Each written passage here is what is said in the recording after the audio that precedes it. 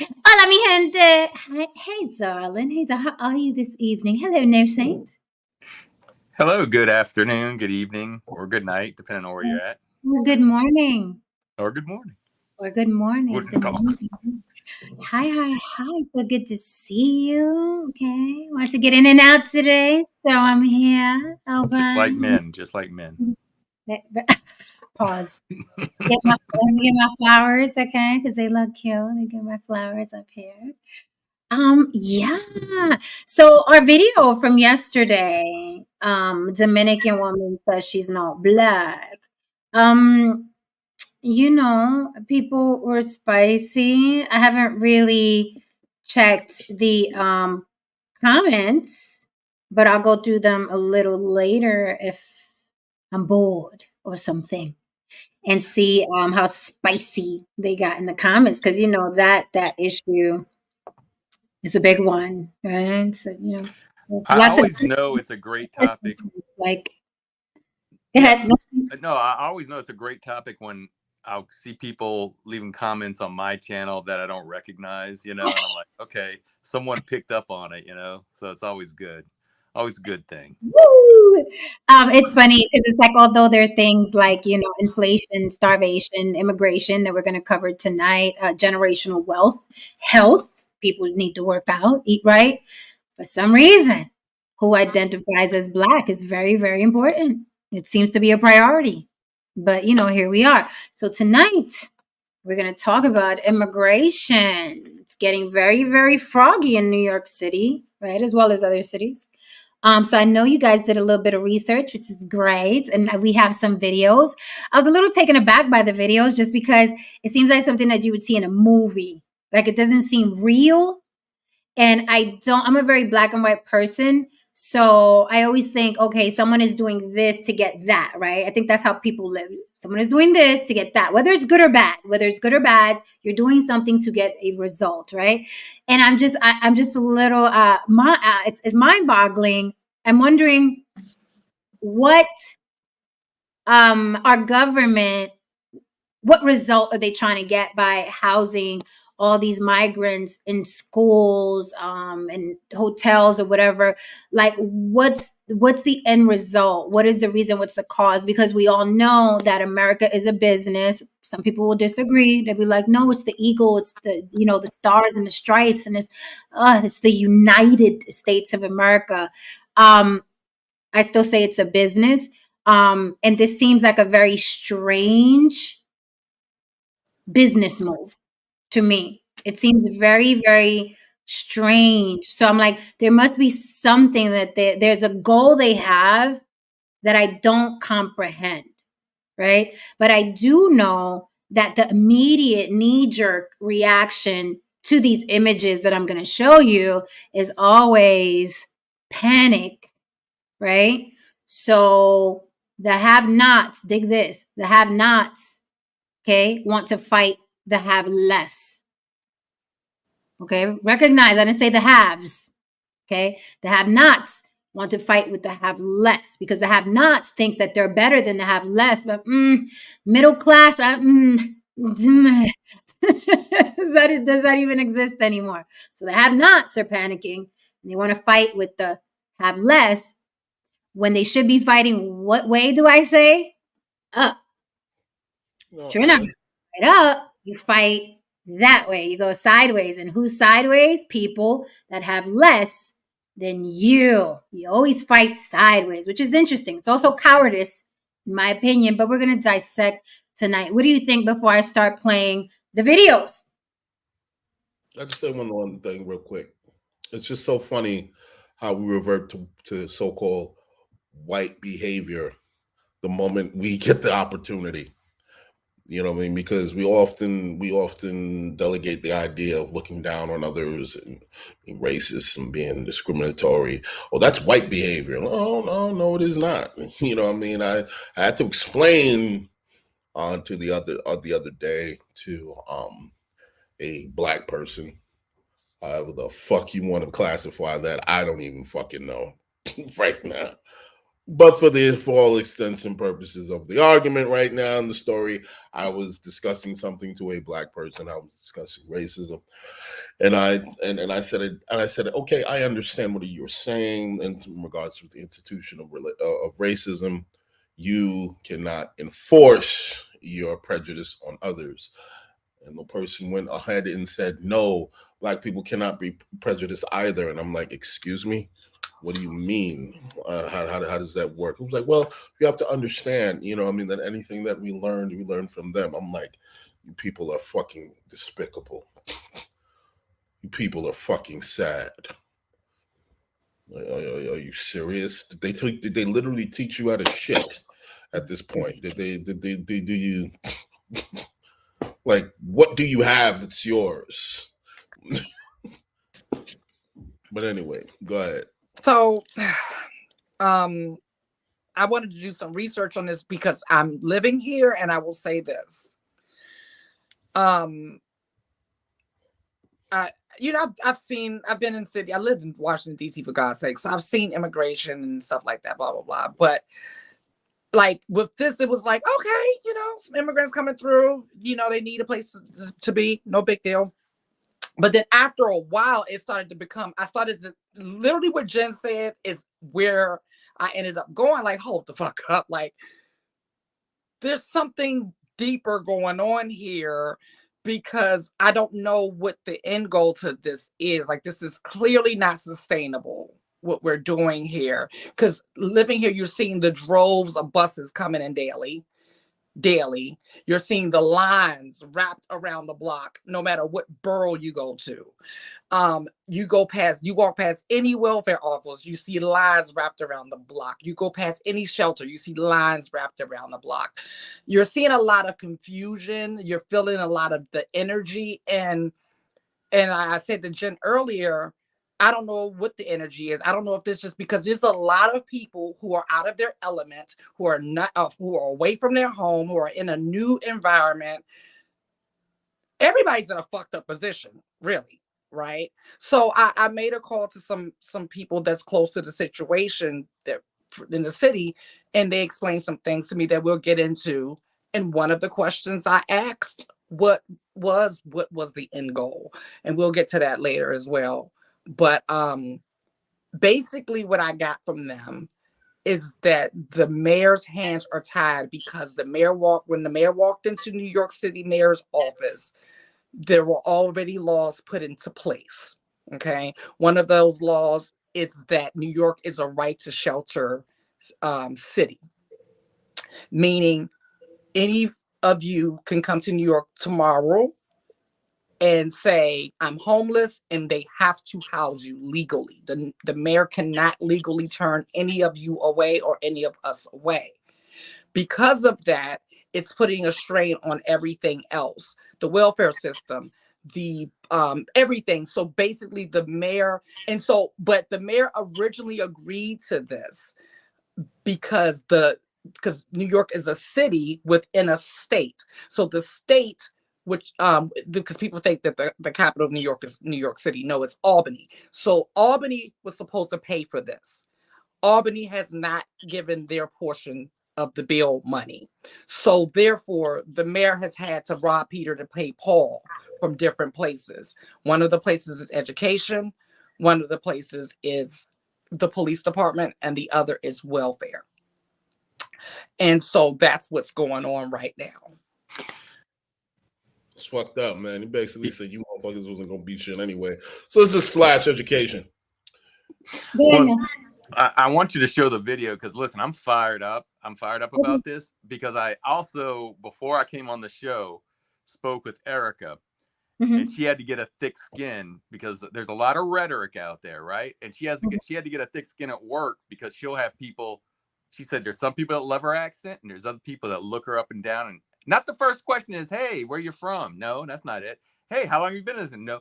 "Are you an American citizen? Are you legal?" And I get pissed off because this is rhetoric, and this is because it's ignorant people that are being led by people that know what stirs other people up to keep people divided, right? But so I looked up those videos you're talking about. I want you to show them because I got a lot of stuff. All right, so let's get into that. Lily, thank you, Anthony Jones. Anthony Jones says Joe Biden is a disgrace. No other country would do this to their citizens. I'm glad to see somebody shoot at the target. You know what I mean? Not the immigrants. And I got some videos for you. This is why I'm just have to say, because all this started just 4 years ago. This wasn't something that's been going on for 20 years. No. Nice comment. Right. No. Okay. All right. Well, he's in the seat now. Mm-hmm. He's in the seat now. So it's funny, Lily, you should say anybody can go there and say, hey, I'm homeless. They have the right, they have to house you. So I'm going to New York soon. maybe I can save on a hotel. Can I save on a hotel? Yeah, save on a hotel. Just come on through. Tell them you're homeless. They got to put you up in a hotel and you'll be good. What doesn't make sense to me is that can a homeless person, a New York City resident, do that? Well, what's funny is they won't be able to. Like they can do it, but they won't be able to because the immigrants, I was told they are taking precedence, and this is from the. I got to be careful, but yeah. Well, I mean, at the end of the day, I mean, this just echoes what I constantly keep telling people. All these discussions about immigration, they're just bullshit, man. Look, this is at the core of this. I'm sure this is about cheap labor and that resource, and because there are a number of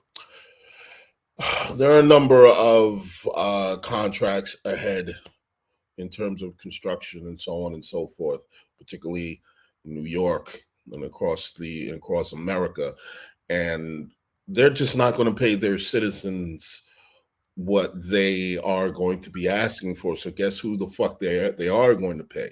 They're going to pay those fucking immigrants. So all those new buildings and all those new infrastructures that honestly could have really done some good in the hands of the American citizens, on off the sweat of their backs, what could have given us jobs and so on. No, they're going to go to the immigrants because those corporations are looking to save. And the Republicans and the Democrats are not going to do shit because they don't shit when it comes to immigration.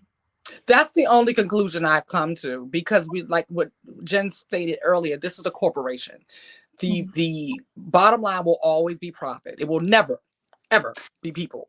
So I was like, the only conclusion I can come to is just that, like, it does make sense if you're running a country, running a company, that you're going to want people who are going to want less and do more and be more appreciative. Like, that just makes sense, right? Makes perfect monetary sense. It does shit for people, right? But this country has never been about people. And I'm go as far as to say they have gone to the point where they don't even pretend anymore.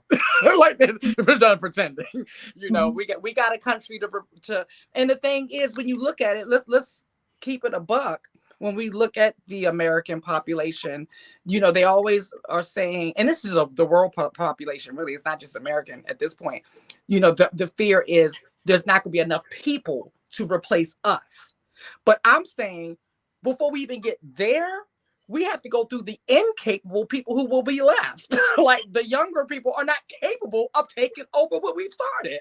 So, yeah, like, it does make sense to bring in new people. Like, it just does. I don't know. I think Haran hit the nail on the head. I mean, that's simple. I've always said, listen, you start finding businesses $400,000 a head for people that don't have documents, that aren't here, it'll stop, because they'll stop hiring them. But they don't want to do that because they want cheap labor, and that is the game. That is the purpose of capitalism, is to get cheap labor, pay less, more profits for the stockholders, more profits for the people up top. So at this point, I can pay some immigrants and not have to pay for their medical. They're going to be cheaper. They're going to, a lot of times, work harder. And so, yeah, they don't want to stop. Now, it's getting a lot of attention now because as awful as I think it was what Texas and Florida did by busing people to make a point to New York and Chicago and some of these other cities, it kind of did make a point, because now people that, hey, we're a sanctuary city, are saying, hey, federal government, we need to do something. We don't have any funds to house all these people, you know. But again, to sit there and blame, like Jen said, to blame the least powerful people is the wrong thing to do. And when you show this video, it really pisses me off. So. Yeah, for sure, for sure. Really quickly, I see you backstage. If you want to hide behind your avatar, that is fine, but you have to pay the lady. Okay? So either cash at me on the block with Jen. There is a fee for hiding. You got to pay to hide here. I know you guys are used to hiding online. There goes the cash app scrolling at the bottom. You could come up behind the avatar. You don't have to give us your face, but shoot me a cash app or throw a couple dollars into a super chat and I will bring you right up here if you want to stand behind your avatar. If you want to show your face, then you could come up for free, because faces are free on the panel. So if you want to show your face, come up for free. If you want to hide behind your avatar, throw a couple chips either in the super chat or the cash app. Second thing, before we continue, ask Advo. Let me address this.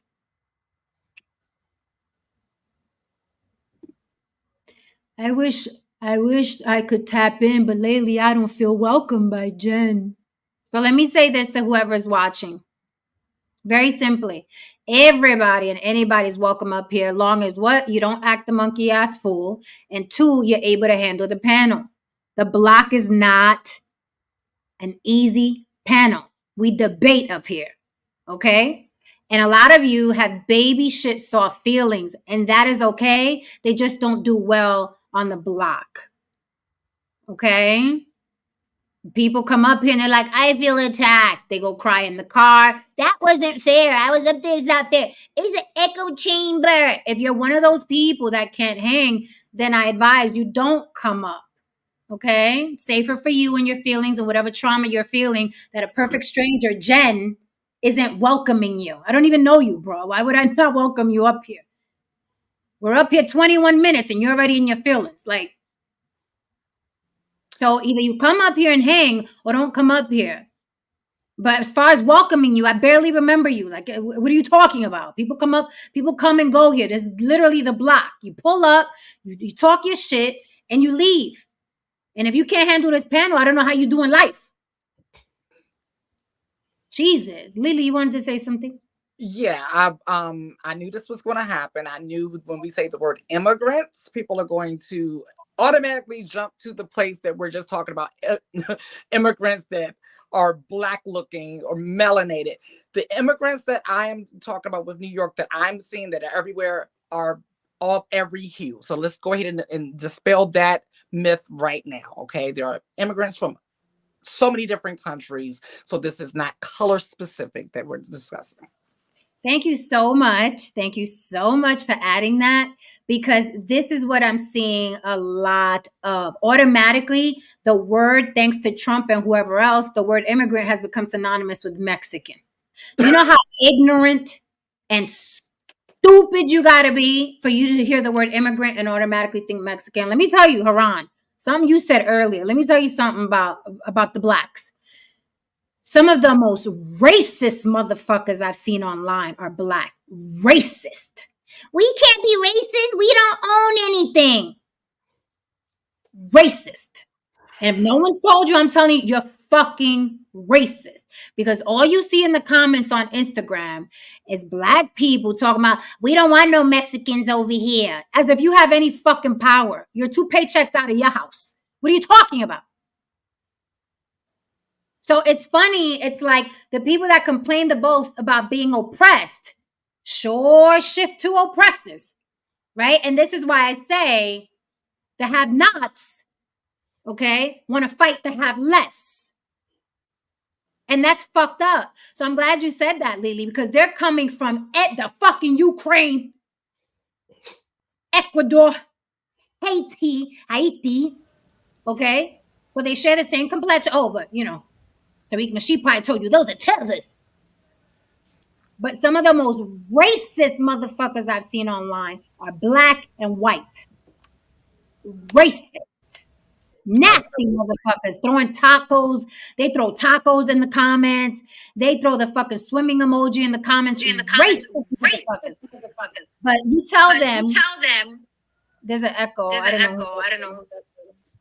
So, but you tell them anything sideways in a Walmart and they're marching around the Walmart and boycotting. So the hypocrisy in this entire country and the hypocrisy even amongst people of color is fucking mind-boggling. And this is why I don't take people serious when they're crying about oppression and people being unfair. Because the fucking moment that you have a fucking inkling of a chance to oppress another human being, you fucking take it. You sons of bitches. The fucking moment that you had a fucking moment to feel better than somebody else, you fucking take it. And that's why I don't believe in racism. It is classism. You feel like you a little better than that immigrant because you get to pay rent every month. You feel a little better. And if you went downtown to Park Avenue and walked into a fucking restaurant, your ass would be escorted out because you'd look like you can't afford to eat there. And it's fucking disgusting. It is fucking disgusting. This is why I don't take the tears seriously online. They did to me at the Walmart. The Karen said, I belong here. Let's film the Karen. That's why I don't take y'all seriously. Because the fucking moment you get to oppress somebody else, you fucking do it. And to echo your point, the immigrants, the idea and the concept of immigrants and immigration is always synonymous with the coloreds. You know, there's Russian immigrants, there's those who are Irish. Always. There are those of the white European persuasion, but nope, they're not seen as immigrants. Mm-hmm. Not at all. Mm-hmm. I tell you, man, that skin is a motherfucker. So let me. I don't know who you're talking to, Ish, but let me correct you. This is the definition I use. Racist. Oxford Dictionary. Characterized by or showing prejudice, discrimination, antagonism against a person or people on the basis of their membership in a particular racial or ethnic group. That's what it says here. So I'm going to go with Oxford and I'm going to miss your NOI definition because I know your definition means, oh, you're not racist unless you can hire and fire people. And that's what you hide behind. You use that shit as a shield. You hide behind that. And then you get to be as racist as you fucking want to be online. Because, hey, I'm racist. I can't hire anybody. When y'all just as racist as the oppressors you think that are racist too. Even worse, because you don't have a leg to stand on. You own nothing. You run nothing. So even worse, even more idiotic. At least when white people are racist, they like, shit, we own this bitch. We're the majority of the population. We own the fucking government. We own the fucking media houses. We own money. We owned y'all. So it's more logical. It's more logical that a race in that position is racist. It's more logical.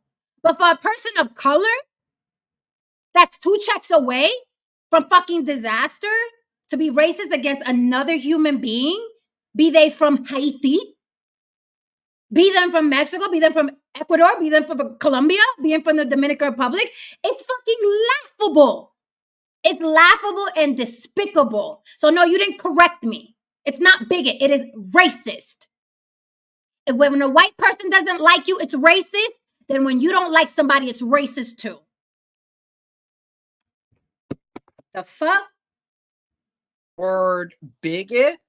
You don't like the word bigot, then you can use the word hateful-ish because it's still hateful, regardless of how. Yeah. Why does it regard dressing up? Why does it regard some sort of...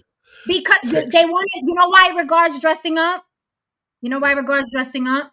Because like I said before, Black people in America, they covet oppression. It is their identity.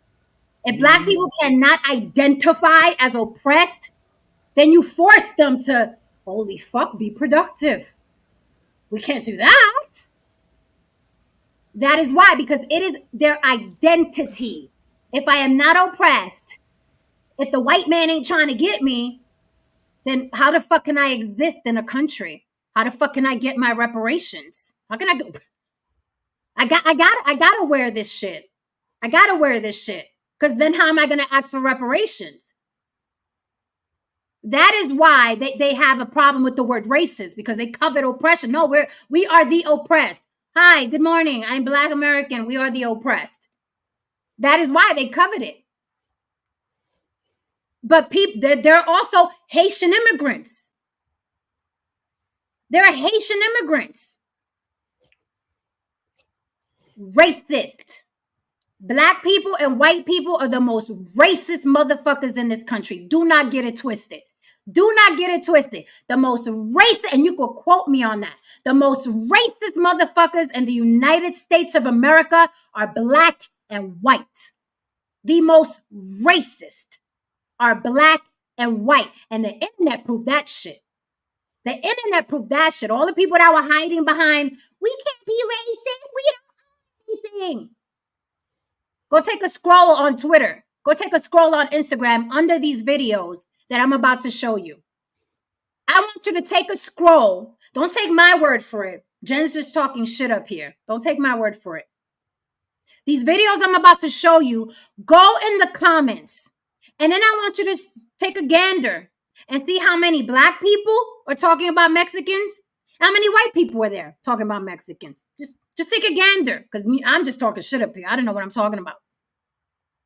Just take a gander, just for me. I'm about to play these videos. Then I want y'all to go to the comments. Go to the comments. And I'm gonna say something right now that needs to be said.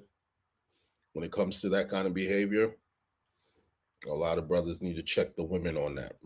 Because the women are very discriminatory against, other people, other women.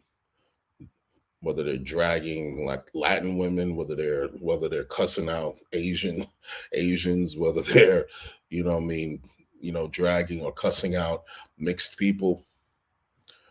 Those just because that's another area of a discussion we need to have. They need to have rather. But at the end of the day, look, I love these situations because it proves at the end of the day, we're all selfish pieces of shit the moment we think that our fucking food is being taken from us. We're all the fucking same. People add Jesus in their life, or Muhammad, or Allah. They add those people to their life so they can be like, I'm not one of them.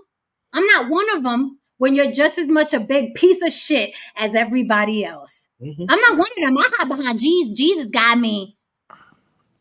Jen, I was saying, and you alluded to this in a way by saying it's the have-nots versus the less than, the less have less. And yes. I actually was, when I were talking, and we were talking to Erica, and I was telling her how I hate people like this. I hate people. I hate the rhetoric. Is one of the things I said is, these are people that are looking at their lives and feel that they didn't make the mark that they wanted to make. And they want to blame somebody. So who they blame? To have less, as you said. They're blaming them now. And you shouldn't be pointing, like I even said, they're blaming the wrong people. This video you're going to show, it pissed me off. First of all, I saw there's a lady yelling, right? She's yelling and she's, I'm like, you're yelling at the wrong people. Go, Let's play the video. Yes, go for it. Go for it. Okay.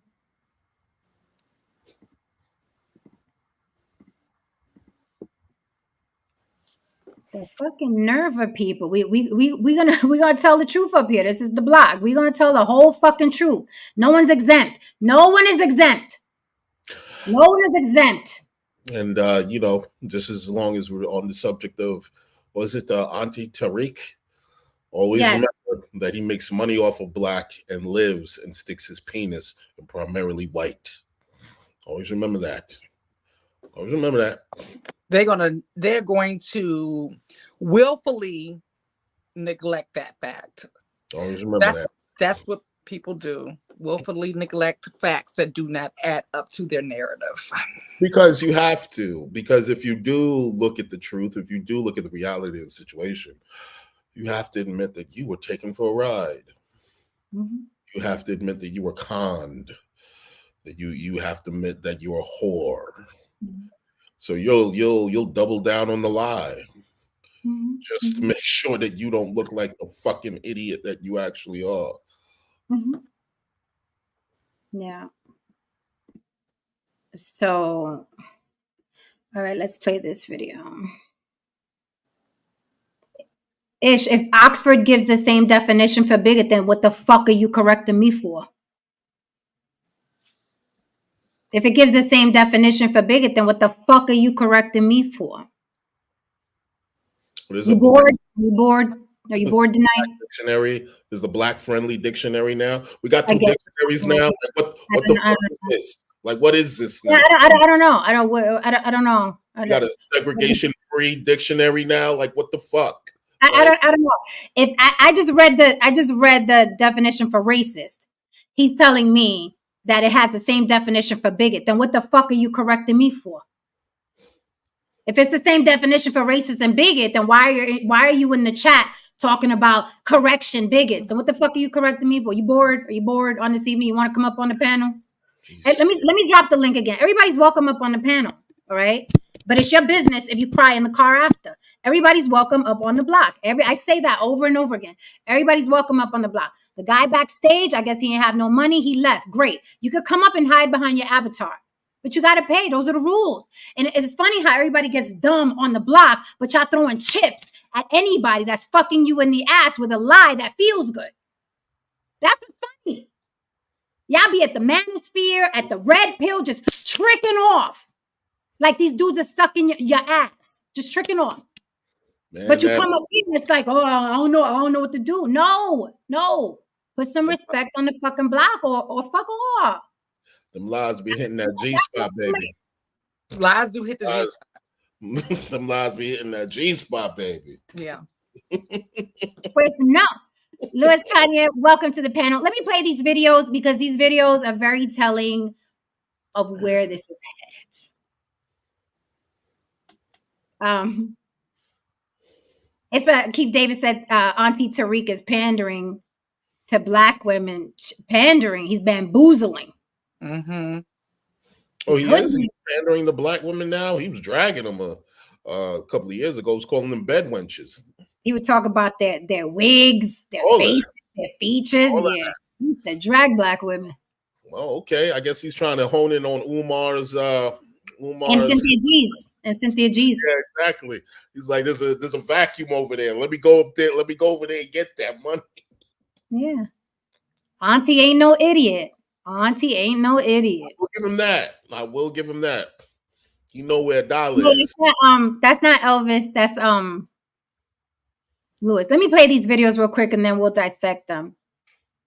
This is so like, yo, this is really, I just, I'm my misanthropy is spilling. I just don't, humans are fucking foul. They're foul. Human beings are foul. They're a virus. Like Agent Smith said, human beings are a virus. Very obnoxious, very, very obnoxious and pompous meat bags. Humans are a fucking virus. Very selfish, very obnoxious. Okay. They're parasites for the most part. Constantly looking to use people.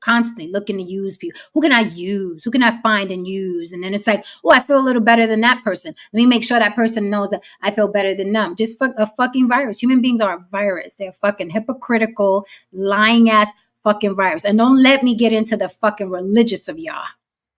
Don't let me get into the fucking religious of y'all. That's for another show. You know that's why I stopped calling people queen, because I was like, hold on, I'm literally calling them an oppressor.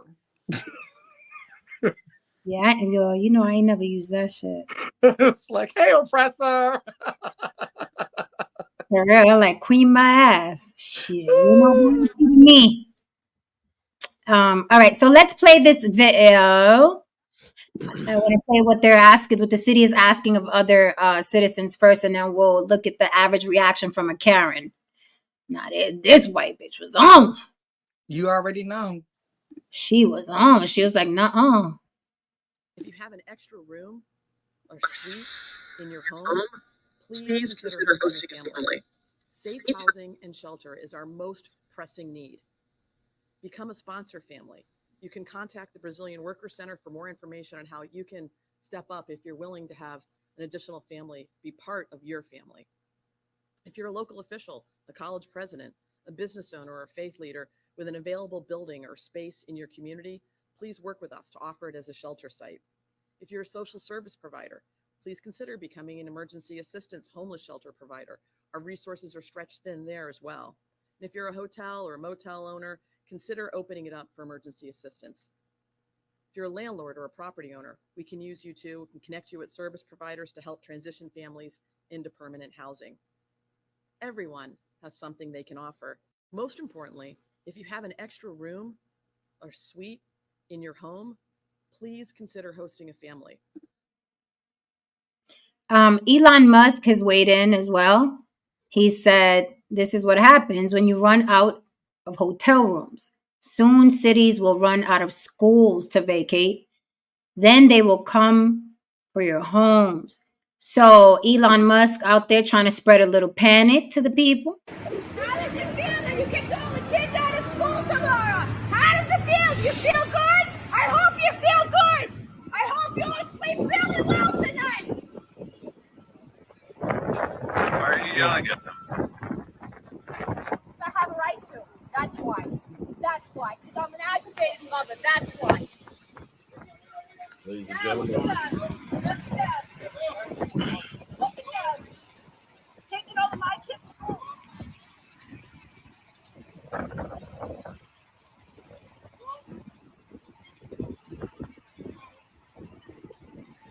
All the kids out to sleep here tonight, huh? How long you staying? What? How does it feel that you get all the kids out of school?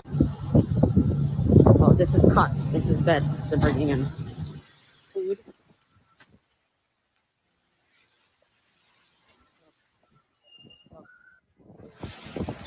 Look.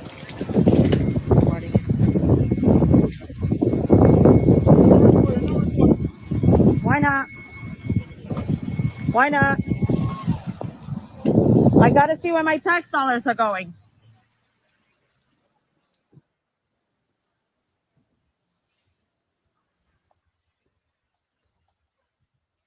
Hold on.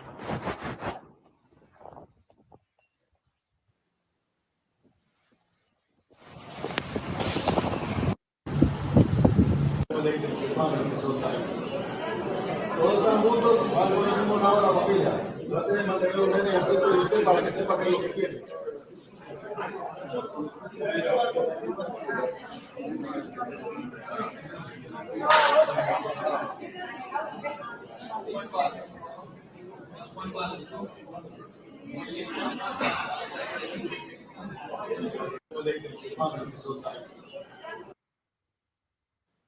There goes Elon Musk again. Lily, the video that you sent me, I really wanted to show, but it's not coming up on the Mac, unfortunately. Oh, shoot. Okay.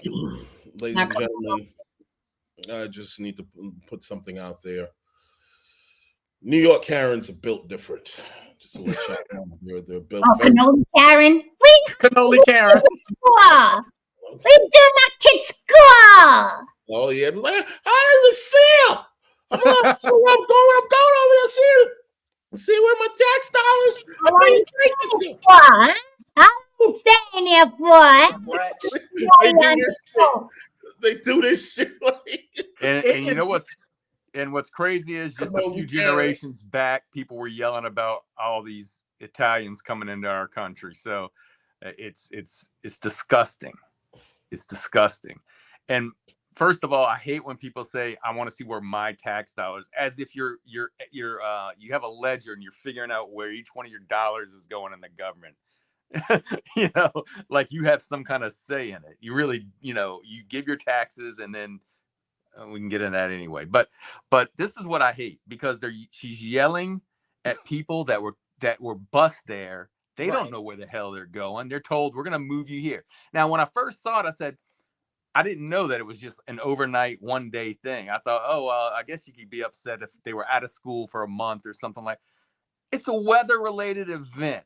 And if you've ever been someplace where you have weather, that happens all the time. They open up schools, people shelter in the schools. So this is just one day, and you hear people, oh, they're going to be on TikTok and they're going to lose. Really? You're upset because they're moving these people into a safer place because there's a weather system coming through. It's just, and where's this lady? Where's her kids at, man? Shouldn't she be there cooking dinner or something for them instead of protesting these people walking into a school that have been told and bused there? So you're yelling at the wrong people. Yeah. Molly Karen doesn't give a fuck. When she's angered, Holy Karen is mad. All right, I got some spaghetti on the stove, but let me tell you, I'm gonna give you a piece of my mind before I go back there. Okay, I told Tony watch the fucking spaghetti, but before I get back there, I gotta fucking give you a piece of my mind, my tax dollars. Okay, dollars. fucking ridiculous. These people, they don't know what's going on. They're hungry. They're cold. They're just the. And listen, I'm not even saying don't be mad, but I'm sorry, cannoli Karen should be at the White House. She should be at the White House. That's where she should be. Because anyone in that position, I don't care what planet you're from, anyone in that position, from any walk of life, any gender, okay? I'm cold, I'm hungry, you're thinking, I gotta get warm, I gotta get food, I need a place to lay my head. That's all you're thinking. That's not gender specific, that's not race specific, that's not ethnicity specific. And then you're walking in, you don't know where you are. You're in a country where you don't speak the language. You're hungry, you're cold, you don't know where your kids are. Maybe your kids are there. And then you got this bitch. Hey, you gonna be here for, right? I don't know how you be here for. It's ridiculous. You know what America is? It's the boss that lays you off without severance pay after 40 fucking years of service and gives you a fucking watch. Honestly, because honestly, I see these people. It was yesterday, beating their chest, America, and you Jamaicans are canceled, and and at the end of the day, you're saying that motherfuckers don't give a fuck. No, you canceled, nigga. You canceled. Because clearly, they're showing you where the buck truly stops, and they're clearly telling you how it's going to run and how it's going to go. But things aren't going to change, honestly. At this point, things are going to change unless the castle is literally being stormed, unless motherfuckers really take a stand, a united stand. And I just don't see it. I just don't see it happening. So I did ask. This guy wants to say something. He's really wants to say something. Dan did so. Hi, Dan did so. Unmute yourself, Dan. You're muted. You're muted, bro. Got to be ready for prime time, bro. There we go. I'm unmuted. All right. Let me introduce myself. Thank you for having me here. Let me say it in my own way of saying it. Ewa pura vida. That means Ewa is the hello of my people. The word Ditso is the language of one of my tribes in Costa Rica, which means seed. The word means seed. And Ewa means hello. I am a Central American, born and raised all throughout America. For us, America is not just United States. We openly criticize the naming of United States just as America, because that's like saying Morocco is all Africa. It's senseless. And it goes a lot with this subject because all my life, I've been a migrant. I migrated since I was born due to the work of my father. I'm half Tico, half Venezuelan. So I have both heritages. I'm an Afro-Indigenous individual from here.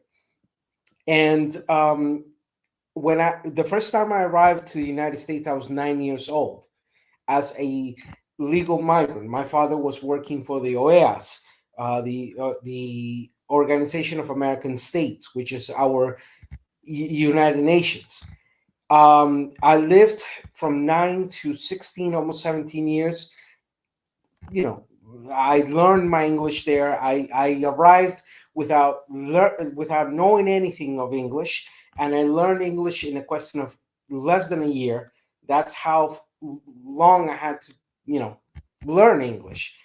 I speak, bueno, yo hablo español, I speak English, je parle français un peu, eu falo português. So fundamentally, America is that.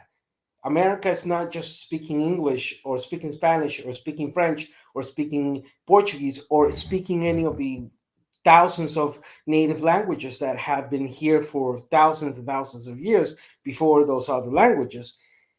And when we see this whole thing about the migration, etc., people don't understand or really, I see my sister Boricua up there, and for us in Costa Rica, many of us, we support an independent and free Puerto Rico. Puerto Rico should no longer be part of the United States. They should be their own nation, like many of us have been for 200 years, But saying that, and I'm sorry if I don't know, it just, this subject is really close to my heart because I've migrated not just that once, 9 to 17. I'm 42 years old. I migrated 3 other times, and one of them I was an undocumented individual to the United States. So for me, this subject means a lot. It's been my work for the past 20, well, since I was born, pretty much. It's been my subject, the reality.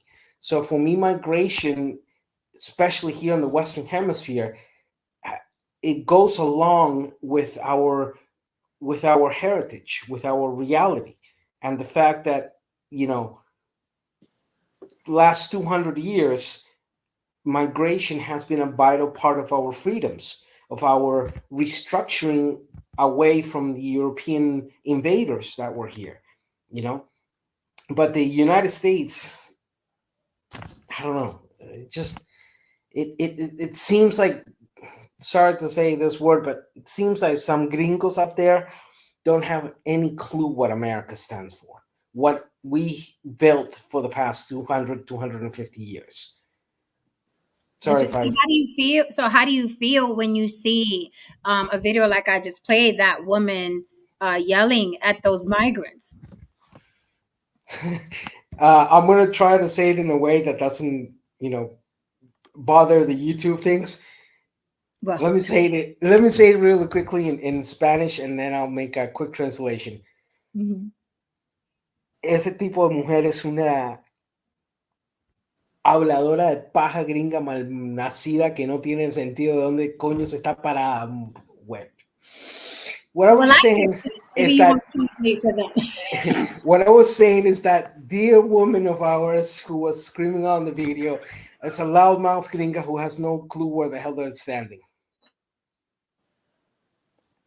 That's about right. I mean, I can't disagree with anything he said. I mean, he's right. People don't, the simple-minded people don't really understand. And so they're yelling at people that have nothing to do with the problem. Because the problem is, first of all, the problem is even outside of the United States. These people are leaving. People don't want to come here if they're not in a desperate situation, whether it's through gangs or poverty. It's not like people wake up. Listen, I've been to Colombia several times. I've thought about moving to Costa Rica. It's it's a beautiful place. And these places are beautiful, much more beautiful than where I live. Unless you live out in California. Let me tell you, much more beautiful. So people don't wake up one day and say, "Oh, I want to go to the United States because that's the greatest country in the world." No, that's not how people think. It takes a lot to pick up, move your family, not knowing how you're going to survive. That's desperation. And so when this lady's yelling, like I said, a couple of 100 years ago, people would have been hanging her. They used to hang Italians here in New Orleans. They used to lynch them up. So, you really need to think about where you came from and how you were treated as well. If I may, something that you said, I really, really would like to give this whole thing a more sense. I would like to ask all of you, do you know what is the current population of Latin America? No. From Mexico down to Argentina and the Caribbean. I don't Why know. don't you tell us? Why don't you tell us? 625 million people. We more than double the population of the United States, all divided in 33 different nations, but pretty much all packed up together. If you look from Mexico down to Argentina, all the countries border each other pretty much. And the Caribbean pretty much borders from the northern section all the way to the south. So 625 million people, out of which 250 million people are of Afro descendancy, or a combination of Afro and indigenous, but mainly 250 million people are of that Afro descendancy. About out of that 250 million, about half would be considered either a mixture between Afro and indigenous or indigenous in itself. That being said, if we look at the data of the mobilization of people, particularly and focused uniquely on Western Hemisphere, because I would not like to talk about the Africans or the Chinese or the Asians or any. For the moment being, I want to put that apart just to concentrate on this. But out of the 80% of the mobilization in the last 5 years, I'm going to go back 5 years. In the last 5 years, it's 80% are originated from the Northern Triangle of Central America, which consists of the countries of Guatemala, El Salvador, Honduras, and somewhat Nicaragua, and Mexico. Being Mexico the one that contributes most of the migrants mobilization, but then you have these countries. Then comes in sixth country of Latin America, which is Venezuela, which kicks in. However, if you analyze the mobilization of Venezuelans, the exodus of my people, of my other people, is that 75% of those are migrating to other Latin American countries. 20% is mobilizing to United States and Canada, and the remaining 5% is mobilizing towards Spain or European countries. So we see that mobilization happening. But really quickly, thank you for the super chat. Black Lexicon says she was the least of the obstacles. I do want to pass the mic to Louis Conyer, but Abby did say something interesting. She said, and I know about the lynching of Italians in my family's history. And for that reason, it may be misdirected but valid. They know that field floods. So she's saying that the cannoli Karen had the right to be yelling, but it was just misdirected. I do want to play these videos because I was able to download them, Lily. But Louis Kanya, what say you? Hey, what's up, everybody on the panel and people out there listening? I think right now it's going to get much worse. When you have people here, us, that's going through a lot of economic stress, this is when you see this xenophobic mentality come out. When the economy is fine, where we up there eating our cheese and drinking our wine, we don't care about Sanchez mowing our lawn or manicuring it. And I'm a type of person that looks at things deeper, and it's kind of like karma justice. If you look at where the regions where these people are coming from, look at the history of what this country has done to put dictators in their country, to rape them of their resources, to cause those countries to be in that predicament while they will come up here. And I'm an avid reader. I'm going to name 2 books: War is a Racket by General Smedley Butler and Confessions of an Economic Hitman. And I like that. Throughout the history, we overthrew a lot of these countries to extract their resources. We kept their countries impoverished and destitute, and they're coming up here. It's like we're paying for the sins of the grandfathers. Although we may have had nothing to do with it, we're paying for their sins. I mean, and like I said, where we are, like, everybody's here now, they talking about the economy is going to get worse. And when we as a people feel this, and we see them as the other that's potentially taking our resources, you're going to see this hatred permeate even more in society. And it's kind of sad. And it's the ones that's in power that's using this to manipulate us. But we don't see the big picture. I rest my mic there. It's great that he just said that, because I was about to mention Confessions of an Economic Hitman and expound on the idea of America doesn't work unless, without the business of war, Right. and economic hitmen. And economic hitmen, for those who the idea might be foreign, their essential function is to keep certain areas of the world dependent, to keep them impoverished, because an impoverished section of the world is a world that you can exploit. As I've said before, when you don't have money, when you don't have power, you can be exploited. In this particular situation that we have here, these people are being exploited, and in the end, those who point their vitriol at them, they're doing it, as many on the panel are saying, they're doing it misguided, in a very misguided manner. But it's easier to point the finger at them and not realize that you're both being used. Yeah. You're both being used in the power. Yeah, but they don't see that when they feel like they have more, right? I mean, it was nothing for her to drive one block over to her kids' school and yell. It would have been more for her to get on a flight and go to DC and meet with people and lobby, and that's a lot more work. Let me just drive one block over because my fucking husband is late again and I'm pissed off, and I'm gonna fucking yell at these people who have nothing to do with this.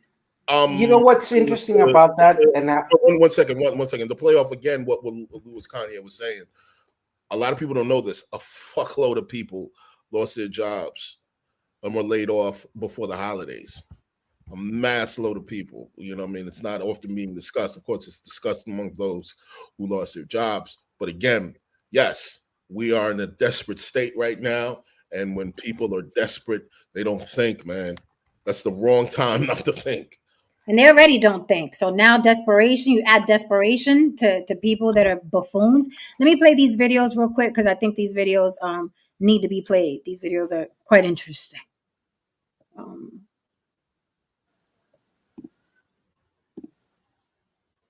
People are going to eat each other. So here's the mayor of New York. We're disciplined and we're executing on it. It is my vision to take the next step to this, to go to the faith-based locales, and then move to private residents. There are residents who are suffering right now because of economic challenges.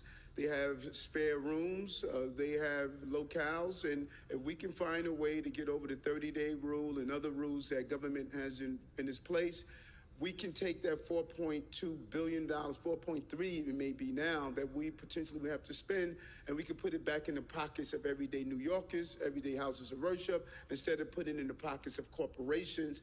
And some of those corporations come from outside our city. Did you guys hear that? All right, here's the next video before we speak on that. So that was the New York City's mayor.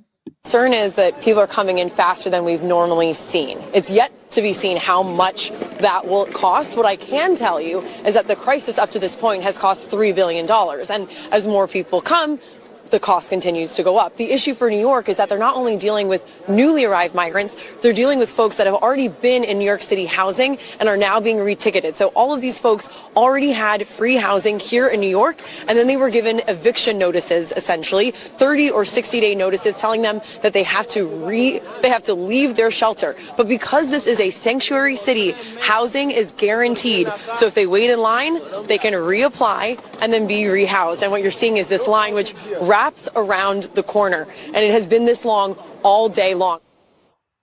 So I want you to take note of two things really quickly. Check out the way they captioned this video at the top. Look at what it says. Concern is that people are coming in faster than we've normally seen. It's yet to be seen how much that will. Lined up to receive free taxpayer money. Also, look at the line. What race would you say those people Concern are? is that people are coming in faster than we've normally seen. It's yet to be seen how much that will cost. What I can tell you is that the crisis up to this point has cost $3 billion. And as more people come, the cost continues to go up. The issue for New York is that they're not only dealing with newly arrived migrants, they're dealing with folks that have already been in New York City housing and are now being reticketed. So all of these folks already had free housing here in New York, and then they were given eviction notices, essentially 30 or 60-day notices telling them that they have to leave their shelter. But because this is a sanctuary city, housing is guaranteed. Did those people look Ecuadorian or Mexican to you, or Costa Rican or Colombian or Dominican? Did they? No. From all over. I mean, I think that there are 2 points that we have to make, and with the prior conversation and what the brother was saying over here. First, recognize that the impact of policies such as the war on drugs that has been ongoing for the 50 years, the failures of Plan Colombia, Plan Mérida, the impacts that have created throughout all the region of Mexico, Central America, South America, in regards of that, and how the Triangle of the North, including Mexico, has been one of the major impacted that, because that is the nearest route for drugs to arrive into the borders of the United States. It also tells us, yes, the historical of the past, what would say 165 years. I mean, we could talk about from the impacts of the Walker Affair or the filibuster war prior to the Civil War of the United States, and go from there, and particularly in the impacts after the World War II, where United States created the conditions with the Contras, created the conditions of their obsessed fight against communism. But that would also add into the acknowledgement of the failures of the Sandinistas, or of the different groups that there had been: Sendero Luminoso, la FARC, el ELN, los Sandinistas, etc. Fidel, and all the experiments that failed, or hand in hand with the influence of the United States and the direct works of the United States, such as Pinochet, Videla, Rios Montt, etc., where then we have this situation that happens up to today. So in reality, this whole concept of illegal aliens or illegal migration, I'm particularly talking of the Western Hemisphere, us, is a clear denotation that United States is fulfilling what Simon Bolivar said back in the day. United States seems to be destined to contaminate the America with misery in name of liberty, and it seems that they're destined by Providence to do so. But that we don't want that. Okay, so really quickly, because I want to share the mic. We got more people on the panel. Phoenix Rising says, send them back. As a leader, you have to make tough decisions. Also, the amount of migrants is going to double next summer before the election. Black Lexicon, I'd like you to chime in. Oh, thank you very much, Jen. So, I think outside the box. And looking at the big picture, I see people from places that do not have the job structure that we have here in the United States. And we call that job structure civilized. Okay. So when they come here, they are not familiar with a job structure. So, and not only that, some of them may lack the education that most of the citizens here have. And there's also potentially a language barrier. Now, with all that said, to me, all of this they're going through is trying to prepare them to think like too many Americans have been taught to think. You are to get a job rather than to seek your own success. So all of this free stuff, you know, I know it, and I don't mind. I mean, and, you know, to get started, yeah, heck yeah, you know, if we can help them out, it's fine with me, tax dollars or not. But it's training their mindset to become workers rather than producers. No, say I know you wanted to say I don't. something. Yeah, I don't. I understand what you're saying. First of all, I want to say one thing. All the people talking about, especially that video you showed that said using our tax dollars to blah blah blah. Don't hate the player, hate the game. That's what I'm gonna say right there. Okay, Don't be. let's say. Yeah. I 2 mean, days in a row, man. Go ahead, man. All right. but what I'm gonna act to Black, what is it? Black Lexicon? Is that who? Yes. Mhm. Okay. What I want to say to that is, I think that the immigrants that are coming up here have they are well built to be able to survive because they've been surviving where they came from, and so I don't think they're ill-equipped at all. There's plenty of people that come here that don't speak English that will find a way because that's what they've been doing their whole lives. I think if it was the reverse and suddenly Americans had to go to another country, we would be the ones that would be struggling.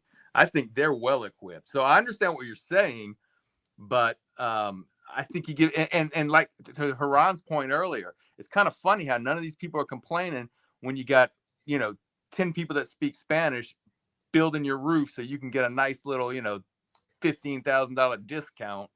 You know, they don't complain then. All these people here down here complain after Hurricane Ida came through. They weren't complaining then.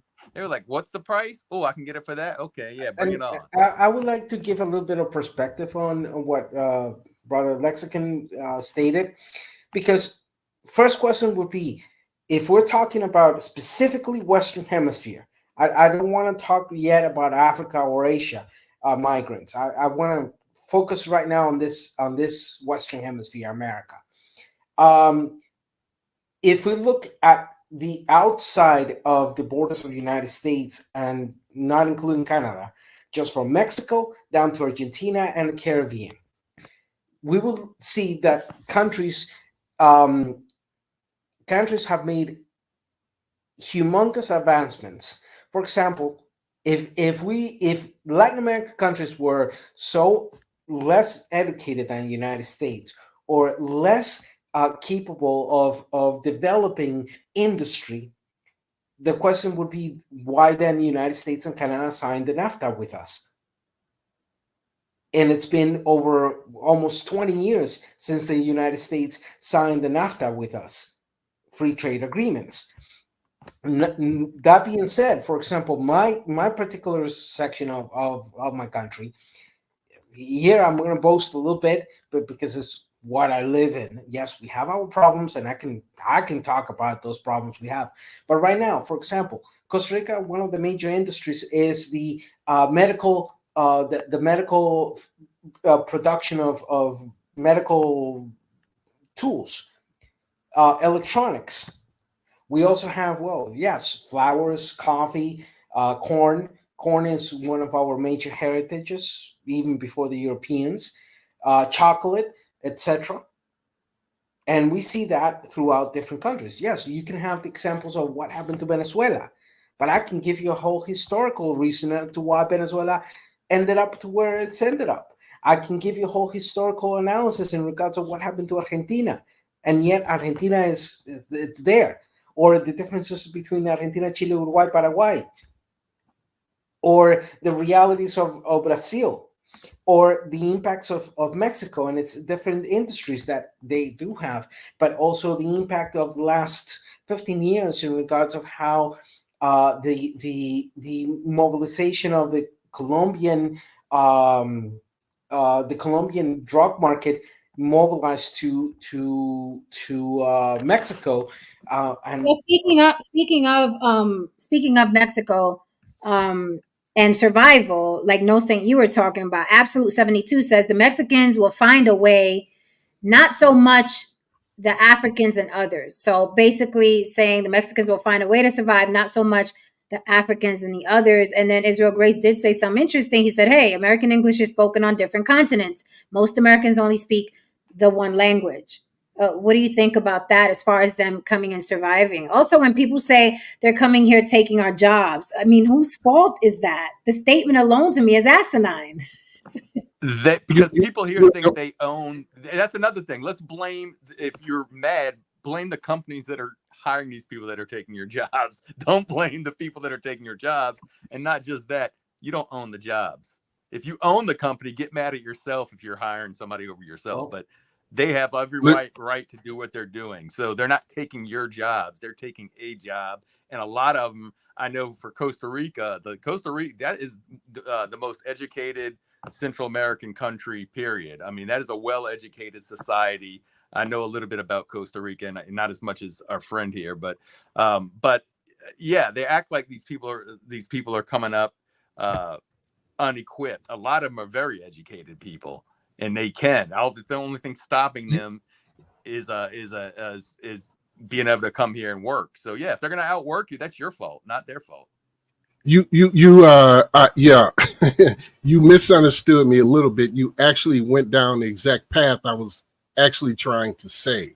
They come here as producers because their country does not have the kind of job structure we have, and they take the jobs that they are normally producers at, but they don't own that particular company.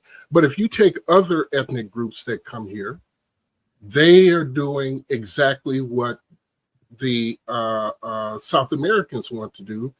They prefer to run their own businesses and control their own fate. But what's happening is they're being indoctrinated in a way that will hurt that mindset. And just because they do get jobs, they're getting the ones that will improve and keep up with their own skill sets already until they can start their own businesses. So, this whole system thing to me is to indoctrinate them into this. The only way to survive is to get a job and work for someone else. That's what I meant thinking outside. If I can tell you a little bit of my experience, I worked 15 years in the retail as well as customer service area. I worked for Amazon. I worked for Capital One. I worked for sportsbooks. If that was an interesting part of the business. I took the bets that you couldn't make in the United States. I took them down here in Costa Rica and processed them. And a whole story right there.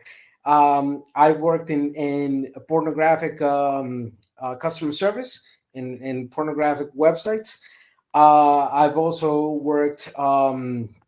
I also worked directly with AT&T, their ADSL section a few years back, and I've also worked. That was 15 years of my experience. But while I was doing that, I was working construction. I was working, picking up coffee, cutting sugarcane, picking up corn. The different things one can do to, get a decent income in my different regions of Latin America. But one thing I was always amazed was that, for example, here in Costa Rica, we have, since 75 years ago, a strong labor code that guarantees, for example, at the end of the year, we get an extra salary. That's called the aguinaldo, and that's by law. So we get a 13th salary.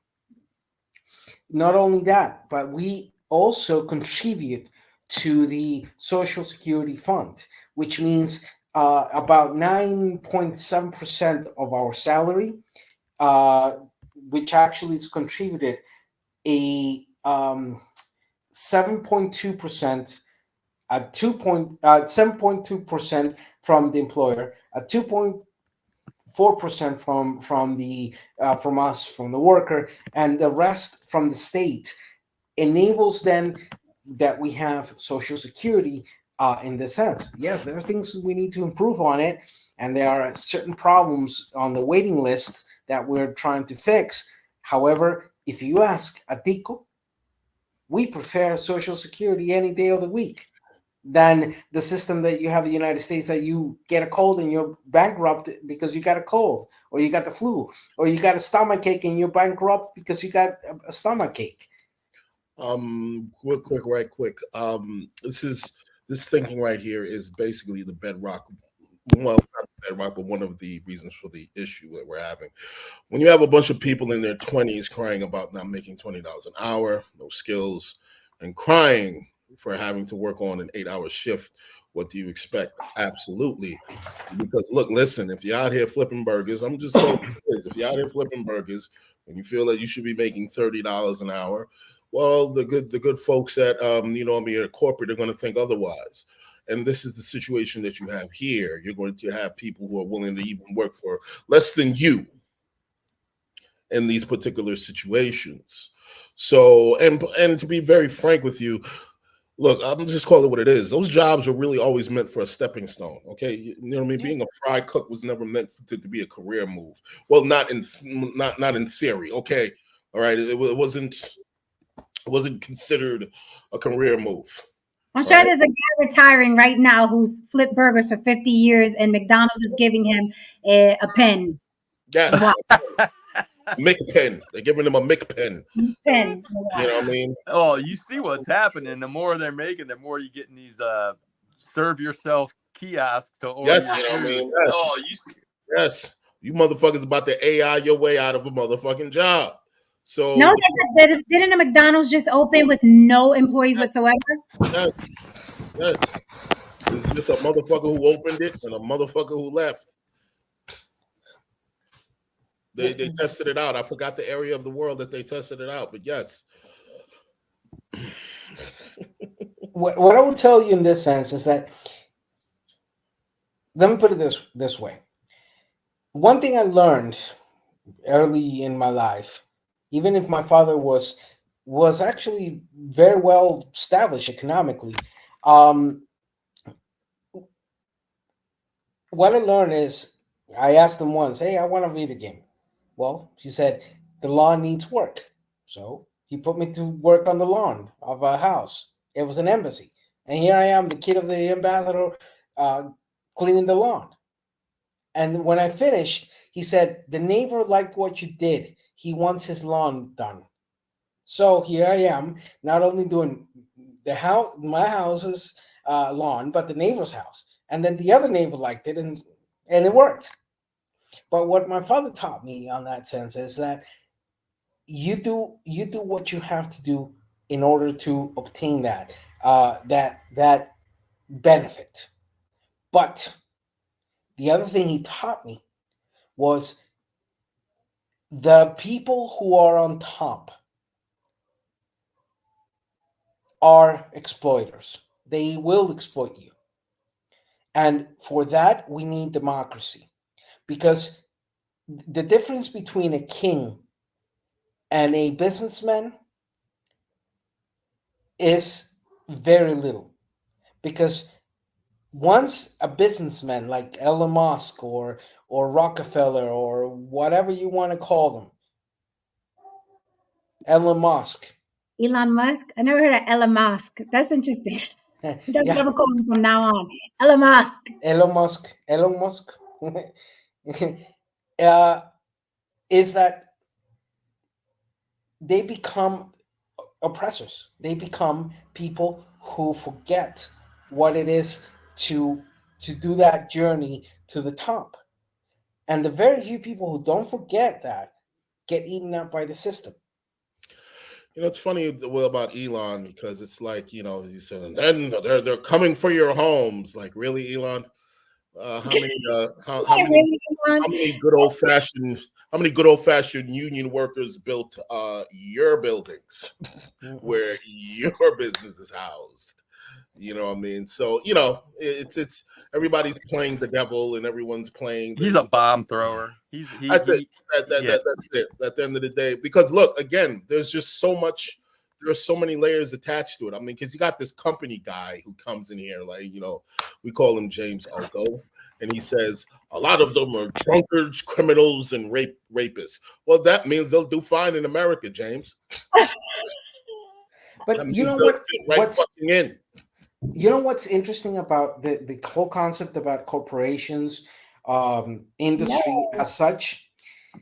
If we look at from the most basic sense, democracy enables us to have free association with others that have similar interests that we have, right? That essence becomes the basis for a corporation or for a nonprofit organization or for a foundation or for a sociedad anónima, as we call them here. Okay.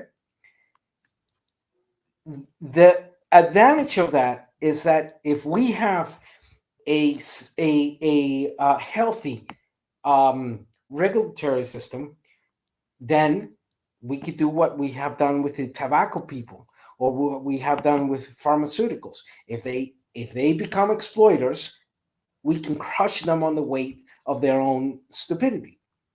But there's a secondary market that people don't realize that have been ongoing for the past 50 years, which is the drug market.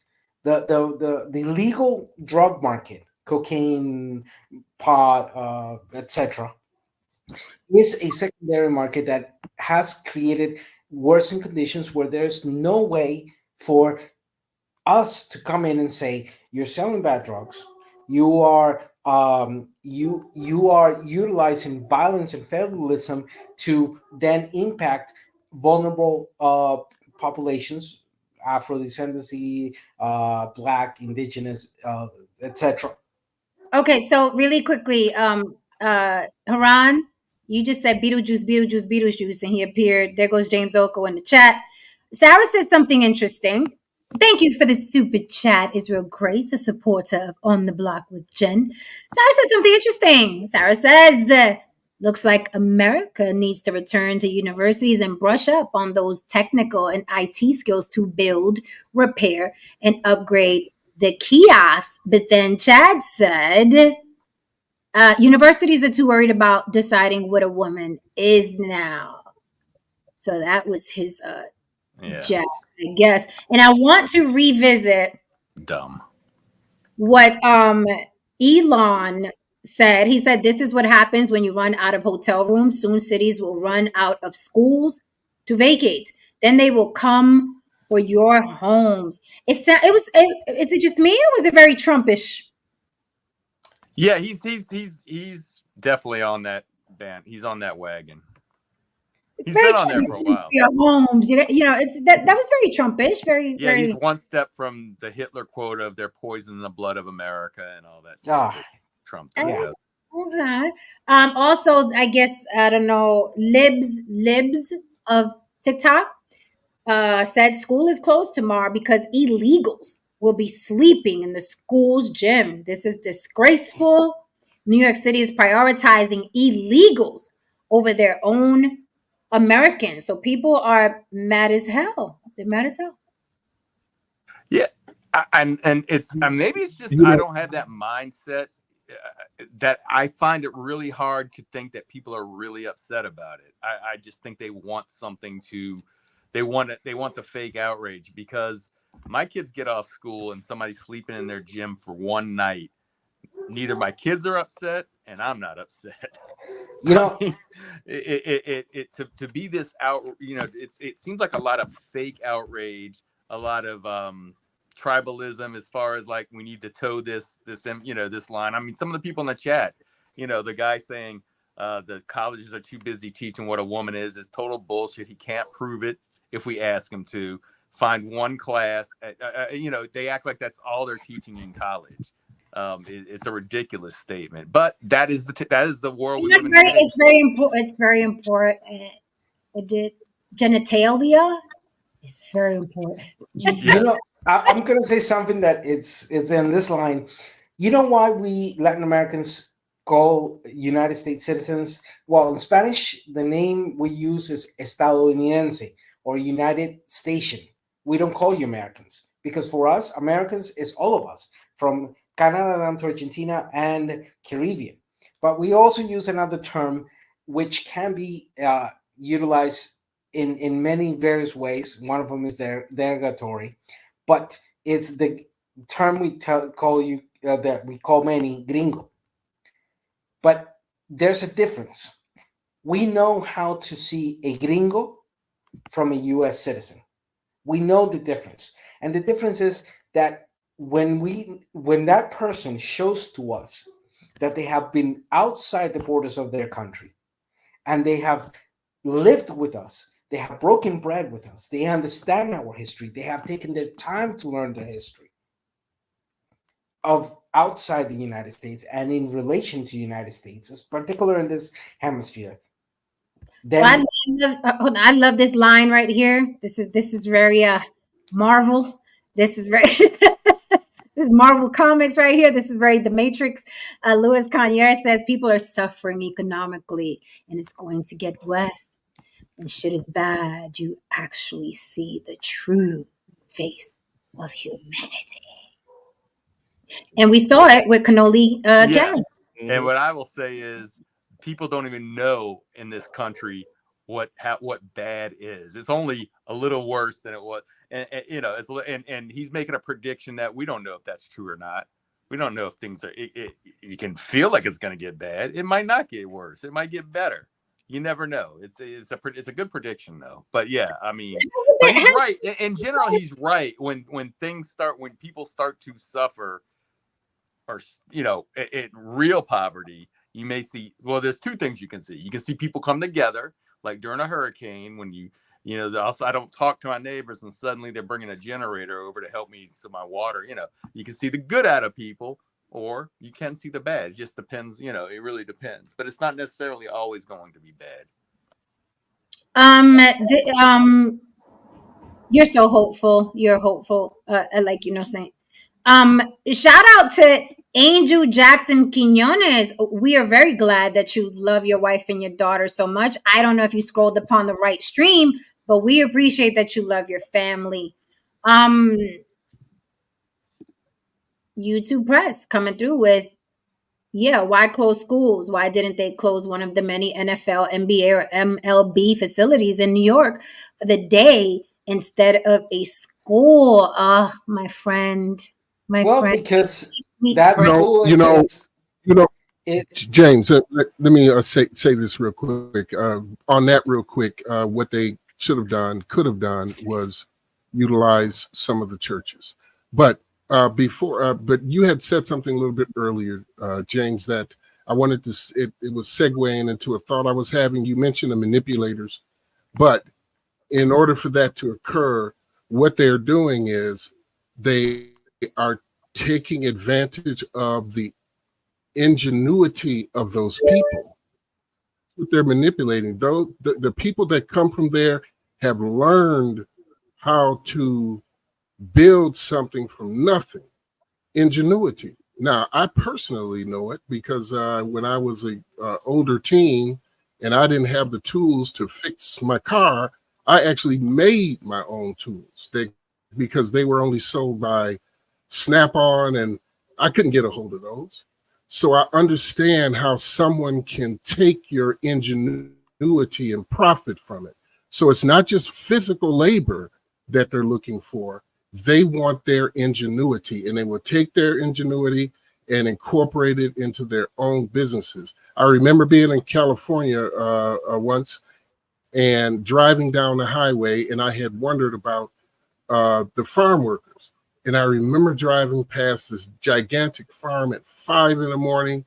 and saw all those people out there working. I was astounded, but I've never seen a farm that green before. So they're utilizing those people's skill sets in the ingenuity way and manipulating them that way, but in the same token, trying to indoctrinate them to be workers instead of the producers they are.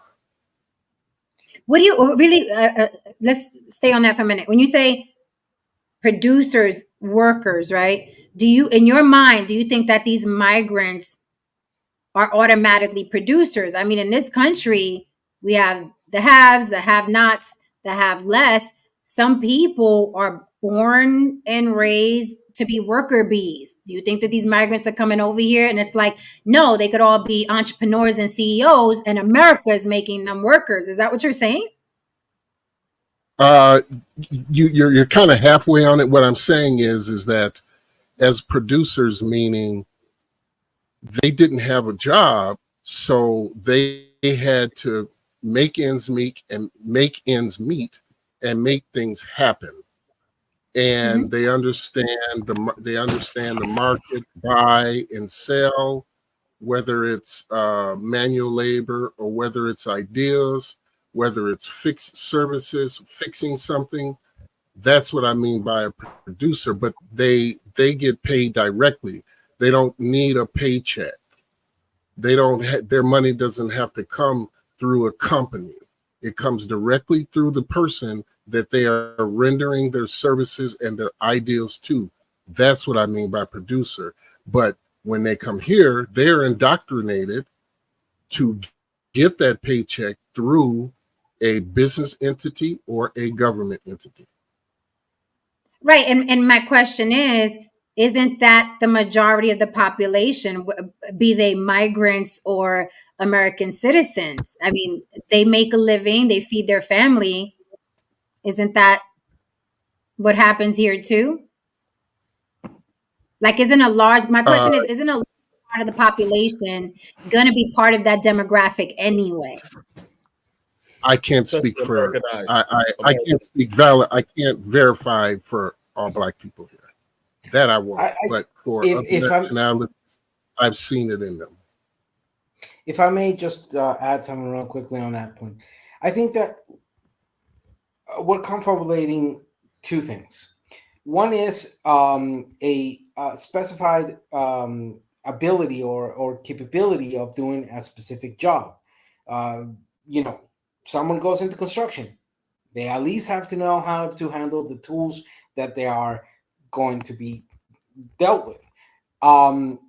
It's extremely different from somebody who works in a more intellectual sense of providing customer service or providing I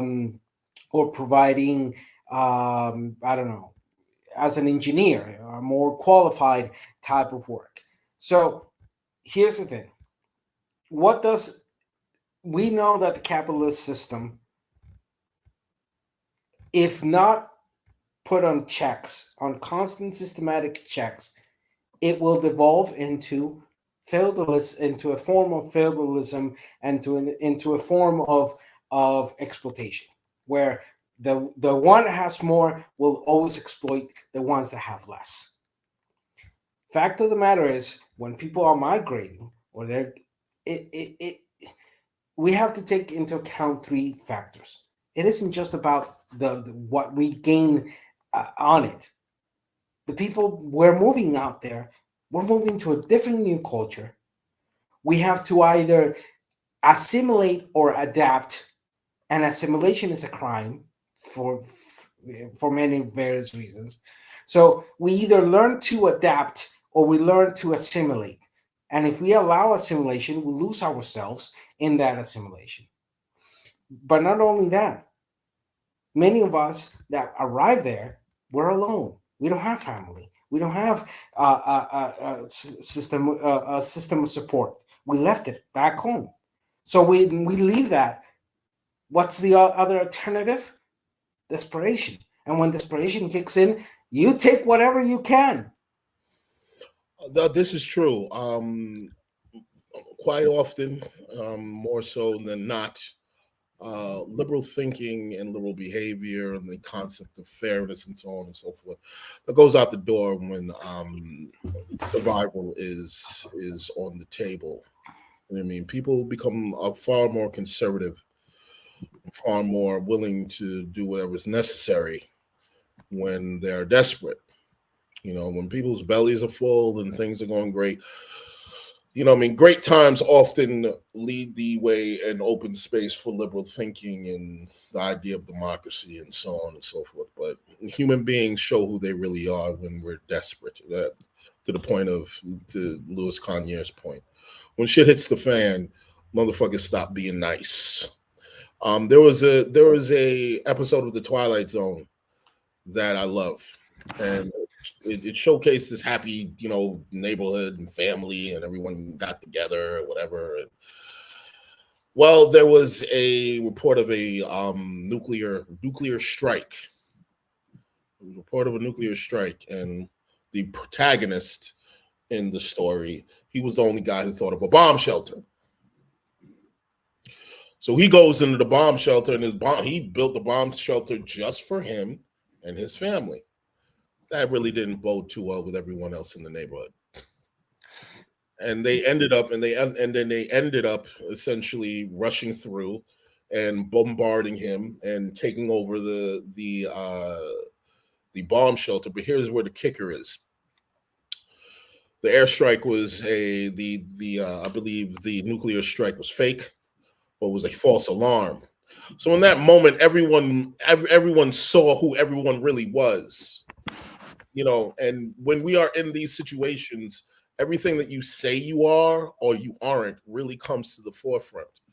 And this is why self-righteous behavior, I look down on it, to be very honest with you.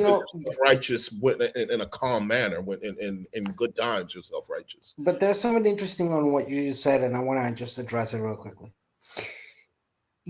On the moments of major desperation, yes, people can be cowards, can be backstabbing sons of so many other things. But there's something that is cultural also. In Latin America, when desperation hits, you'll see us drawing in together. Yes, there are some who will run. Some of them will be afraid. But most of us will come, stick together. Hoy por ti, mañana por mí. Today for you, tomorrow for me. That's a saying we have here. And it's not just in Costa Rica. You hear that throughout Mexico, all the way down to Argentina, and in the Caribbean. Hoy por ti, mañana por mí. Today for you, tomorrow for me. So let me jump into that, because Puerto Rico is the same thing. It is cultural. I can only speak on Latin people. Whoever wants to speak on their culture, race, ethnicity, Mars, wherever you come from, can speak on what you're used to. Puerto Rico is the same thing. Hoy pa mí, mañana pa ti, right? It's all very kumbaya. We're talking about dire straits and starvation. There's no hoy pa mí, mañana pa ti, because if my kids are hungry, fuck everybody, right? So, but I understand what you're saying. It is cultural. We are very inviting, right? We are very accommodating. We're very compassionate.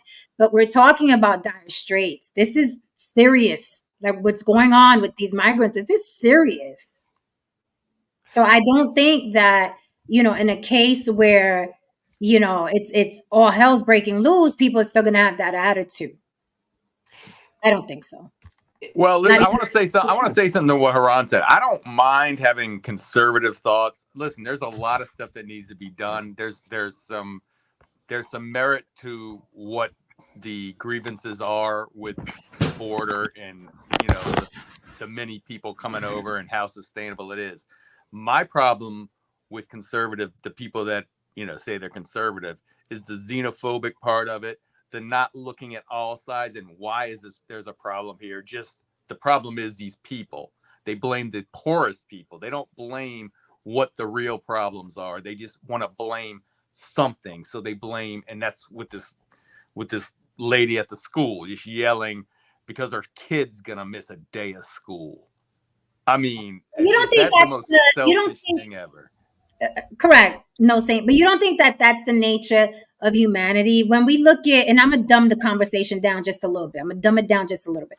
When you look at the red pill, when you look at the manosphere, what do? They sit up there and they blame women for all their woes, right? They don't look at, my ass didn't get up. I didn't wash my ass. I didn't get a better job. I'm not financially stable to take in a wife and these children, right?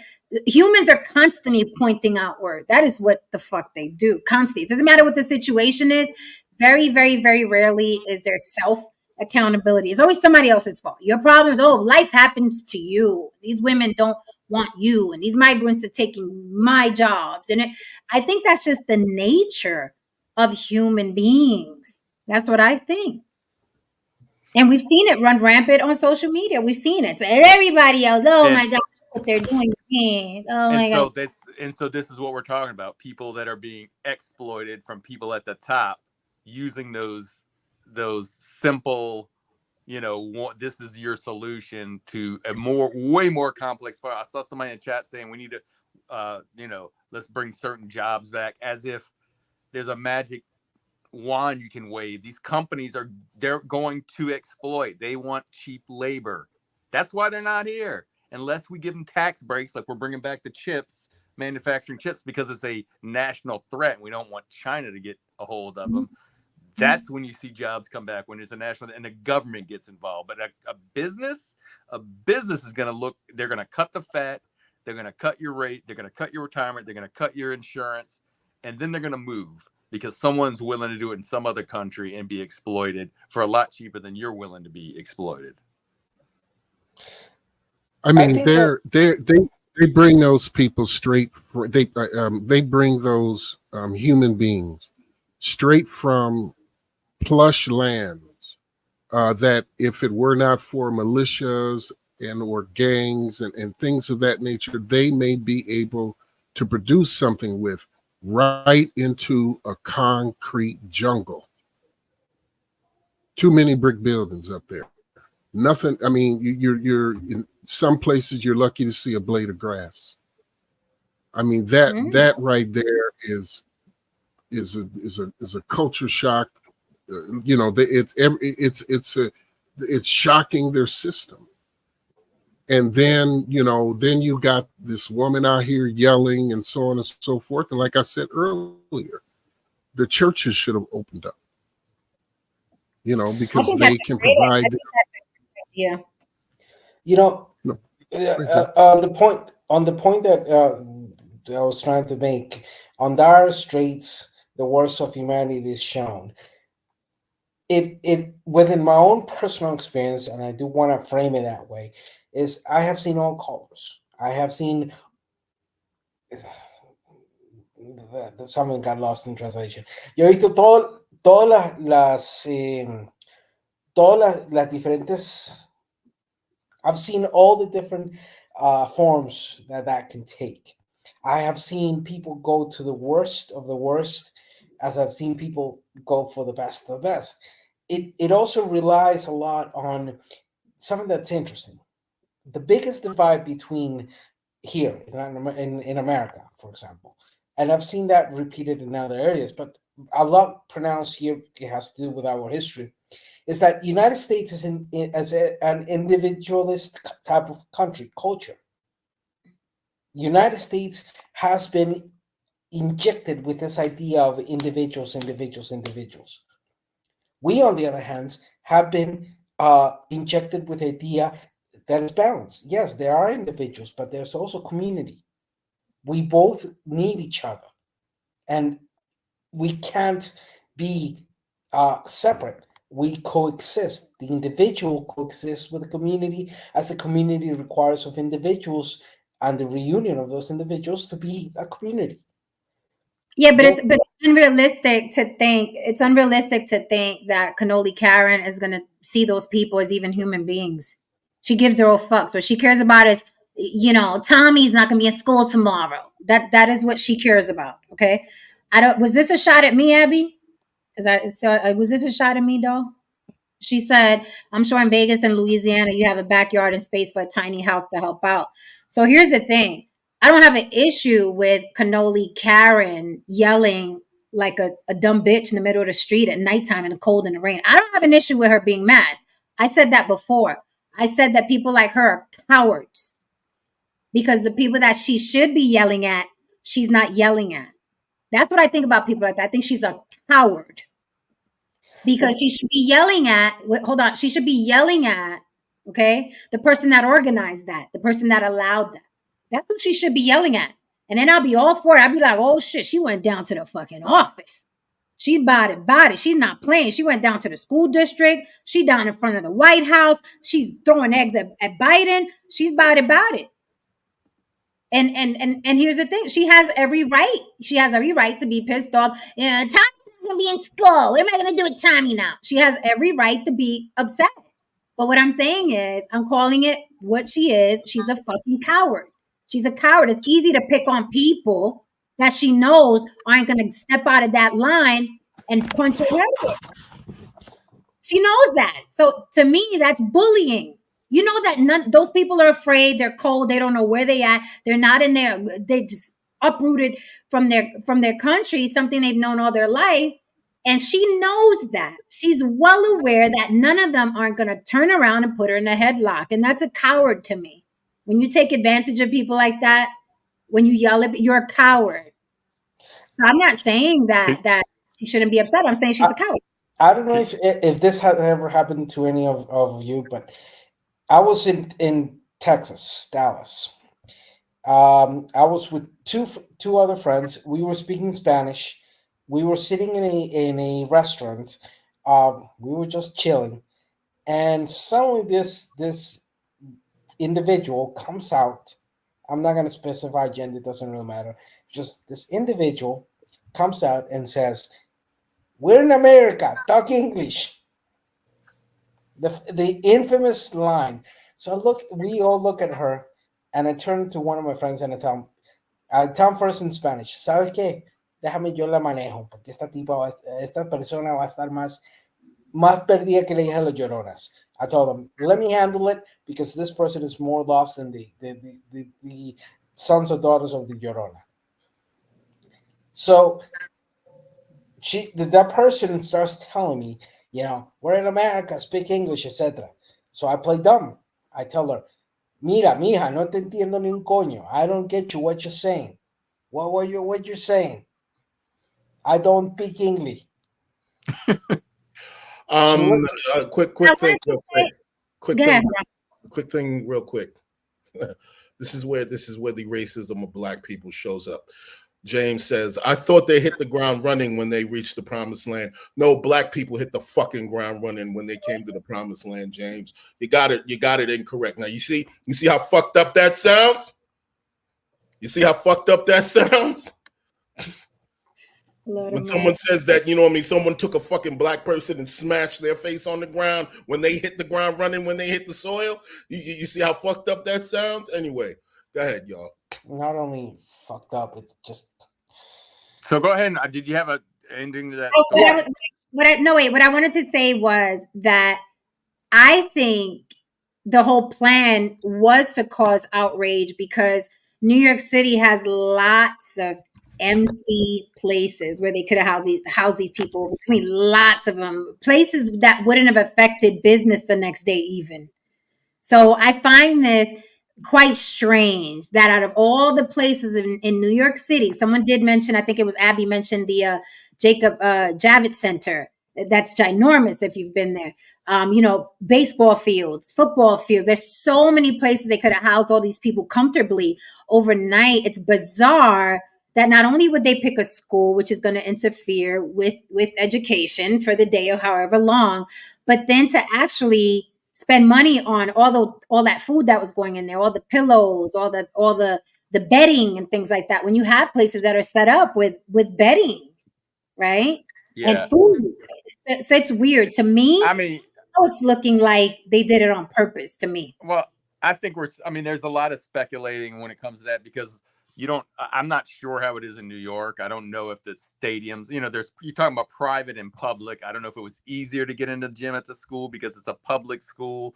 And to answer the question about why not put people in NFL stadium, they do. I don't know where you've been, but when big natural disasters happen, they do put people in stadiums. That's what happened in the Superdome. But I'm asking, why didn't they do it? That's what I'm asking. I'm talking about the people. What I'm saying is, I don't know if the crowd warranted a huge stadium. It might have been like 200 people. Well, then you're not going to open up a big stadium. Plus, I don't know if it's a public. I don't know if in New York those things are public or private.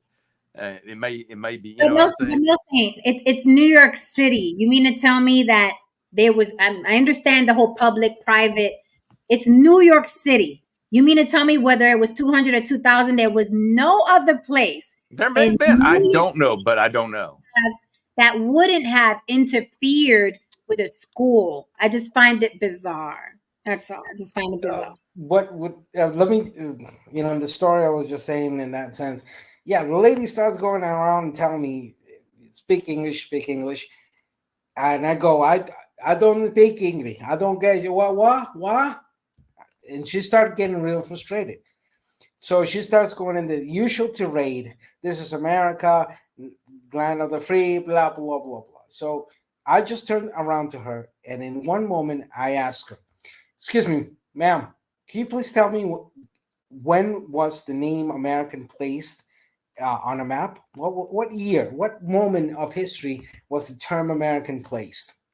She looks at me and she says, "What?" And I said, "English, woman. Do you speak it? Or do you want me to say it slower for you?" She looks at me and I say to her, "Yes, I speak English. And I understand every single bit of idiocy that you just told me. You dumbass gringa. Get the hell out of my way. Get the hell out of there. Go chill out. I don't know what you do, but do it to chill out because you represent exactly what we were talking on this table about. The Right. xenophobic, racist idiots." And she Right. looked at me with this face, like, Right. walked So away. Lily's commenting, she said these things are always to keep us at odds, fighting with each other. Yeah. Abby says, and Abby, of course you would. Abby says, if it was my kid's school, I'd be making a fucking stink too until you need something. This is what we're talking about. This is how human beings are. You'd make a big stink until you're home, and it can happen. Here's what's very interesting about human beings. It can happen to you tomorrow. A plane could hit where you live. A plane can hit where hey, stranger things have happened. A plane, you can get in a car accident. Anything can happen to you. You could be in a wheelchair and someone's like, why the fuck we got to accommodate these people with a ramp?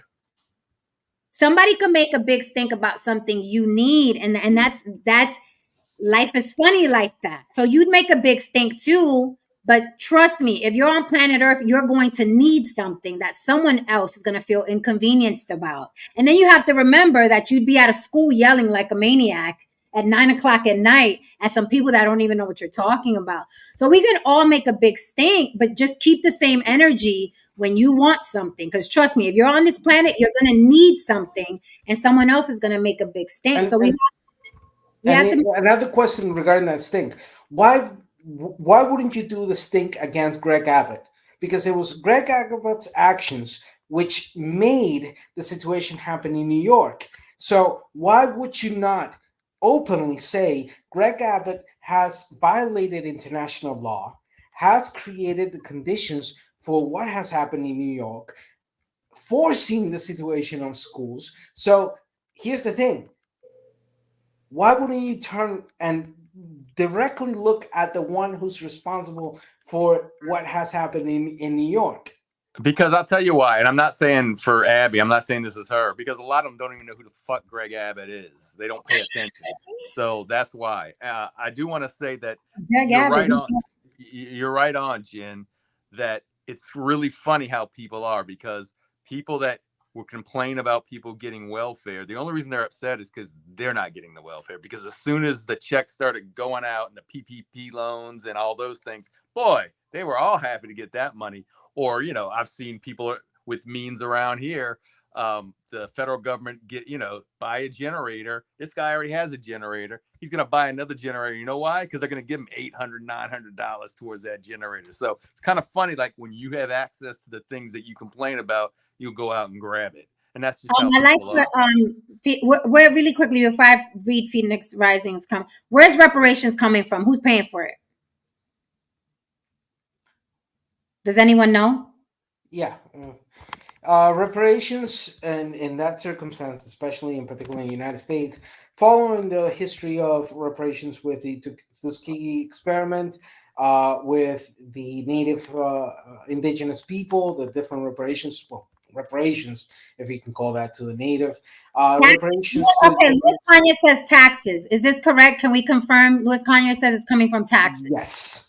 All reparations would be directly. Okay, I got it. So I want to address this here. James Olko says they use our tax dollars to relocate them talk down to African Americans afterwards. So if reparations are coming from tax dollars, I don't want to fucking pay your reparations. Get your ass out there and get a better fucking job. I don't want my taxes paying your fucking reparations. You weren't a slave. So fuck you and your reparations. I don't want my tax dollars going to that. Fuck off. What's the difference? Like, can somebody answer that question? What's the difference? I'm tired of y'all fucking begging for your reparations. I don't want my tax dollars going to that. It's the same thing you're saying. What's the difference? I don't care who was enslaved. You wasn't enslaved. You got on a fucking suit and tie. You walking upright. No one's asking for your freedom papers. You come to and fro as you please. Fuck out of here with your reparations. I don't want my tax dollars going to that. Again, people are very selective, especially in this country. And as far as talking down, you talk down to your own women in your community. You hate your own women. But you worried about some migrant talking down to you? You talk down to your own women. Y'all hate each other. But you're mad that Pedro is gonna say, look at that asshole over there in the suit. Now y'all can't handle being talked down to by a migrant. Y'all? Ain't no fucking way. Not y'all. Not y'all who called Black women everything but a child of God. Not y'all. Y'all worried about being talked down to? No, that's impossible. That must be a typo. That had to be a typo. If reparations is coming from taxes, then y'all shouldn't get reparations since you have an issue with tax dollars and where they go. Then you shouldn't get reparations. That's exactly like saying a house is on fire, somebody's walking by with a hose that is connected to water, but then says, hell no, I ain't gonna give you my water because that's my water. And the house is burning down. Well, it doesn't matter. Slavery produced billions in free labor. You weren't a slave. You weren't a slave. That's one thing you weren't. You're an idiot, but you were never a slave, James. You're a fucking moron, but you were never a slave. And look at us at the 2-hour mark. Lily, can we hear you? Can you say something? Or your audio is completely dead? Can Lily hear us? Lily, blink twice if you need us, Lily. Blink twice. Okay, can you hear me? Yes. Okay. We miss so you. You can hear me, but I can't hear you all, and I can only hear you all through my other device, which has a delay. So I don't know if I'm cutting somebody off. I'm like reading lips. No, we can hear you fine. Hear you fine. I never heard such things. Louis Cognier says, all this at the end of the day, it's called the human condition. We are only as good as our comfort. Yep. That is so, I mean, we can end the stream on that. There's so much truth in that statement. And that goes for all of us. And I mean all of us. I don't care how liberal you are. I don't care how nice you are. I will take your head off for mine. Absolutely. I'll take your head off for mine. So I don't disagree with you. I mean, that's true that if it comes down to starvation or even less, but there are different levels to it, right? And so at this level in this country, I won't say nobody. Many people aren't. The people that are complaining aren't at that starvation level, and I see them driving around in $50,000 pickup trucks around here all the time. So and complaining about their station in life. So I get like you get to a certain level, and I'm starving, and I see some apples laying somewhere, and we're both starving. That we're gonna probably fight over the apple. I get that, so I'm not disagreeing with that at all. And I understand where Jess is coming from. I don't fully understand. I just want to say something real quick. We're often debating. Did I freeze? Oh, I thought I froze. We're often debating here just the idea and concept of competition. So a lot of people love to stand on this hill about how it's unnecessary and blah, blah, you should only be in competition with yourself, blah, blah, blah, blah. But it's funny how everybody understands competition when we're in these fucking situations. Right. Everybody understands everybody understands kill or be killed in these particular situations. I'm just Right. saying, It's it's just funny. so funny. James Oko. Look, James Oko dislikes black women so much that he struggled to give them a compliment. There's the only thing he could come up with. There's the only thing. No, I don't. I love black women. They don't age as quick as others. What type of shit is that? That's that's the only thing you could come up They with. don't? Like, that was it. So what? Like not white that my people mom's age in, black like or anything like like that. a dog. Not that they're strong and beautiful and smart and the most educated. No, it's just that No. they're Well, still they young. age slower. I like them because they age slower. And they look I good will at put one more month's worth of pay to James Ogo that black women age just as fast as everybody else age. It depends. Impossible. We all live on this earth. We all age at the same rate. That's cement Yes, looks. so Louis Cement looks. Kanye is saying get these books before we get out of here. Get the two books, War is a Racket and The Confessions of an Economic Hitman, and also study the Banana Wars. And if I may, I just wanted to close and with just what you said, I understand completely, but there's part of my cultural sense that says there's also that great possibility of many of us doing solidarity at the most dire straight moments. And I'm an atheist. I'm an outright atheist. Join the club. One thing One thing I am extremely sure is that dire straits always reveal what the individual is, but it also reveals what the group of individuals can be. And most of the times, that group of individuals become a safeguard for many. Yeah, that's fair. I watched The Walking Dead. You're right. You're right. There will be a group that will come together. Of course, absolutely. I mean, you're right in the sense that, yeah, there's some shitty humans out there. Yeah. We would stick together, but I'm gonna get the apple from you, no saying.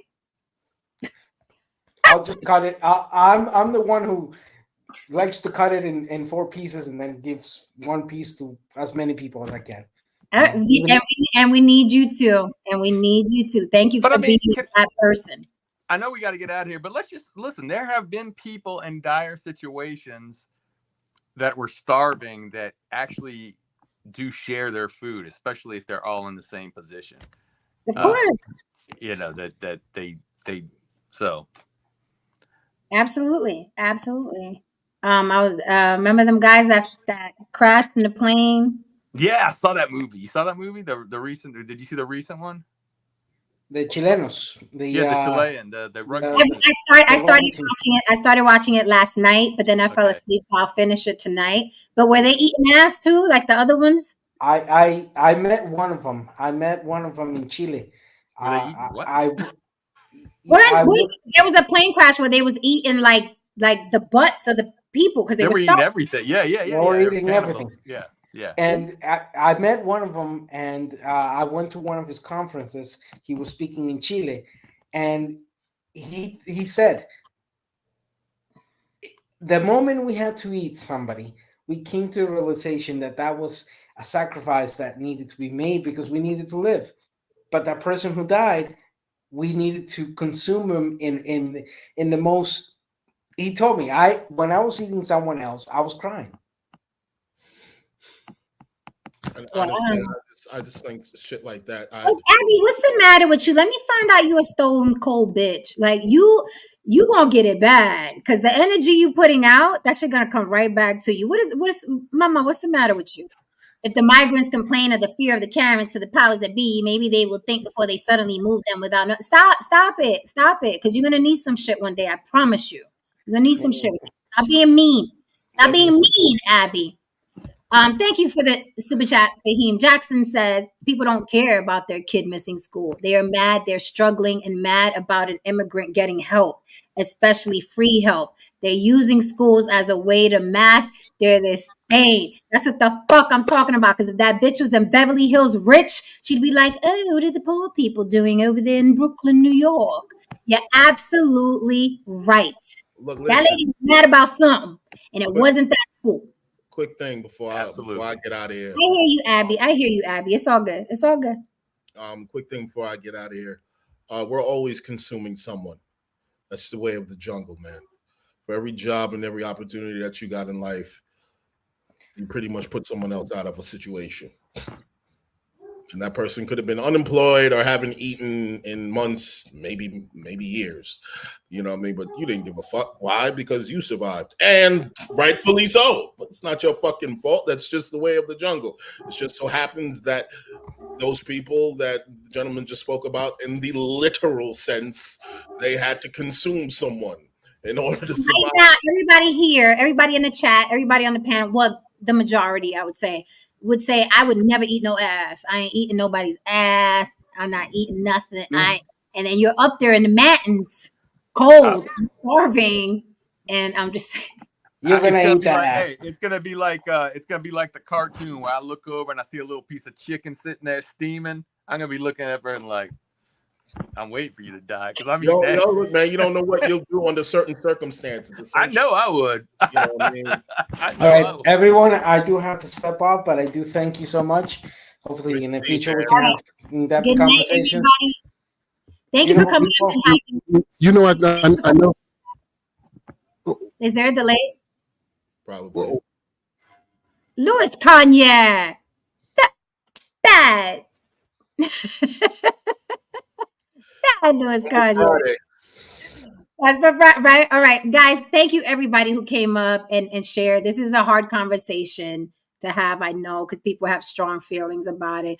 I'm just saying, listen, man, think about somebody other than you. Even when you don't think you have what you think you deserve, there are people that are a lot worse off. And it doesn't kill you to be a nice person. I did something nice for somebody the other day. Haran, you know what it was. And I'm not wealthy. Okay. It's just, you have to you know what I'm saying? Ladies and gentlemen, I'll be very frank with you. She's a lot nicer than me. Sometimes she tells me to be nice to people. What makes the fuck out of here? I'm just saying. Be nice. She's right, man. Sometimes, man, the universe. It's not karma. Abby, I'm not whimsy like that. Like, ooh, karma. I don't believe in karma. I believe in energy wholeheartedly. Energy, that shit is real. I'm not one of them whimsical people. Ooh, karma is gonna get you. It's just energy. The universe is a mirror. It has no feelings. The universe it has no feelings. Whatever you put out, you get back. It just reflects. It's not even karma. I don't believe in karma. Karma's like, oh, karma's gonna get you. No, it just reflects. It's energy. But good luck to you and everybody else. All right, we are out of here. We will see you mañana. I know, 2 hours, right, Dawood? I'm trying to do 1 hour, and this ended up being 2 hours. Damn it. Bye, Black Lexicon. Thank you. And good night, everybody. Be good, and we will see you mañana. Thank you, Louis Kanye, for recommending those books. Always, always the scholar on the block. Good night, guys. Be good. Or be careful.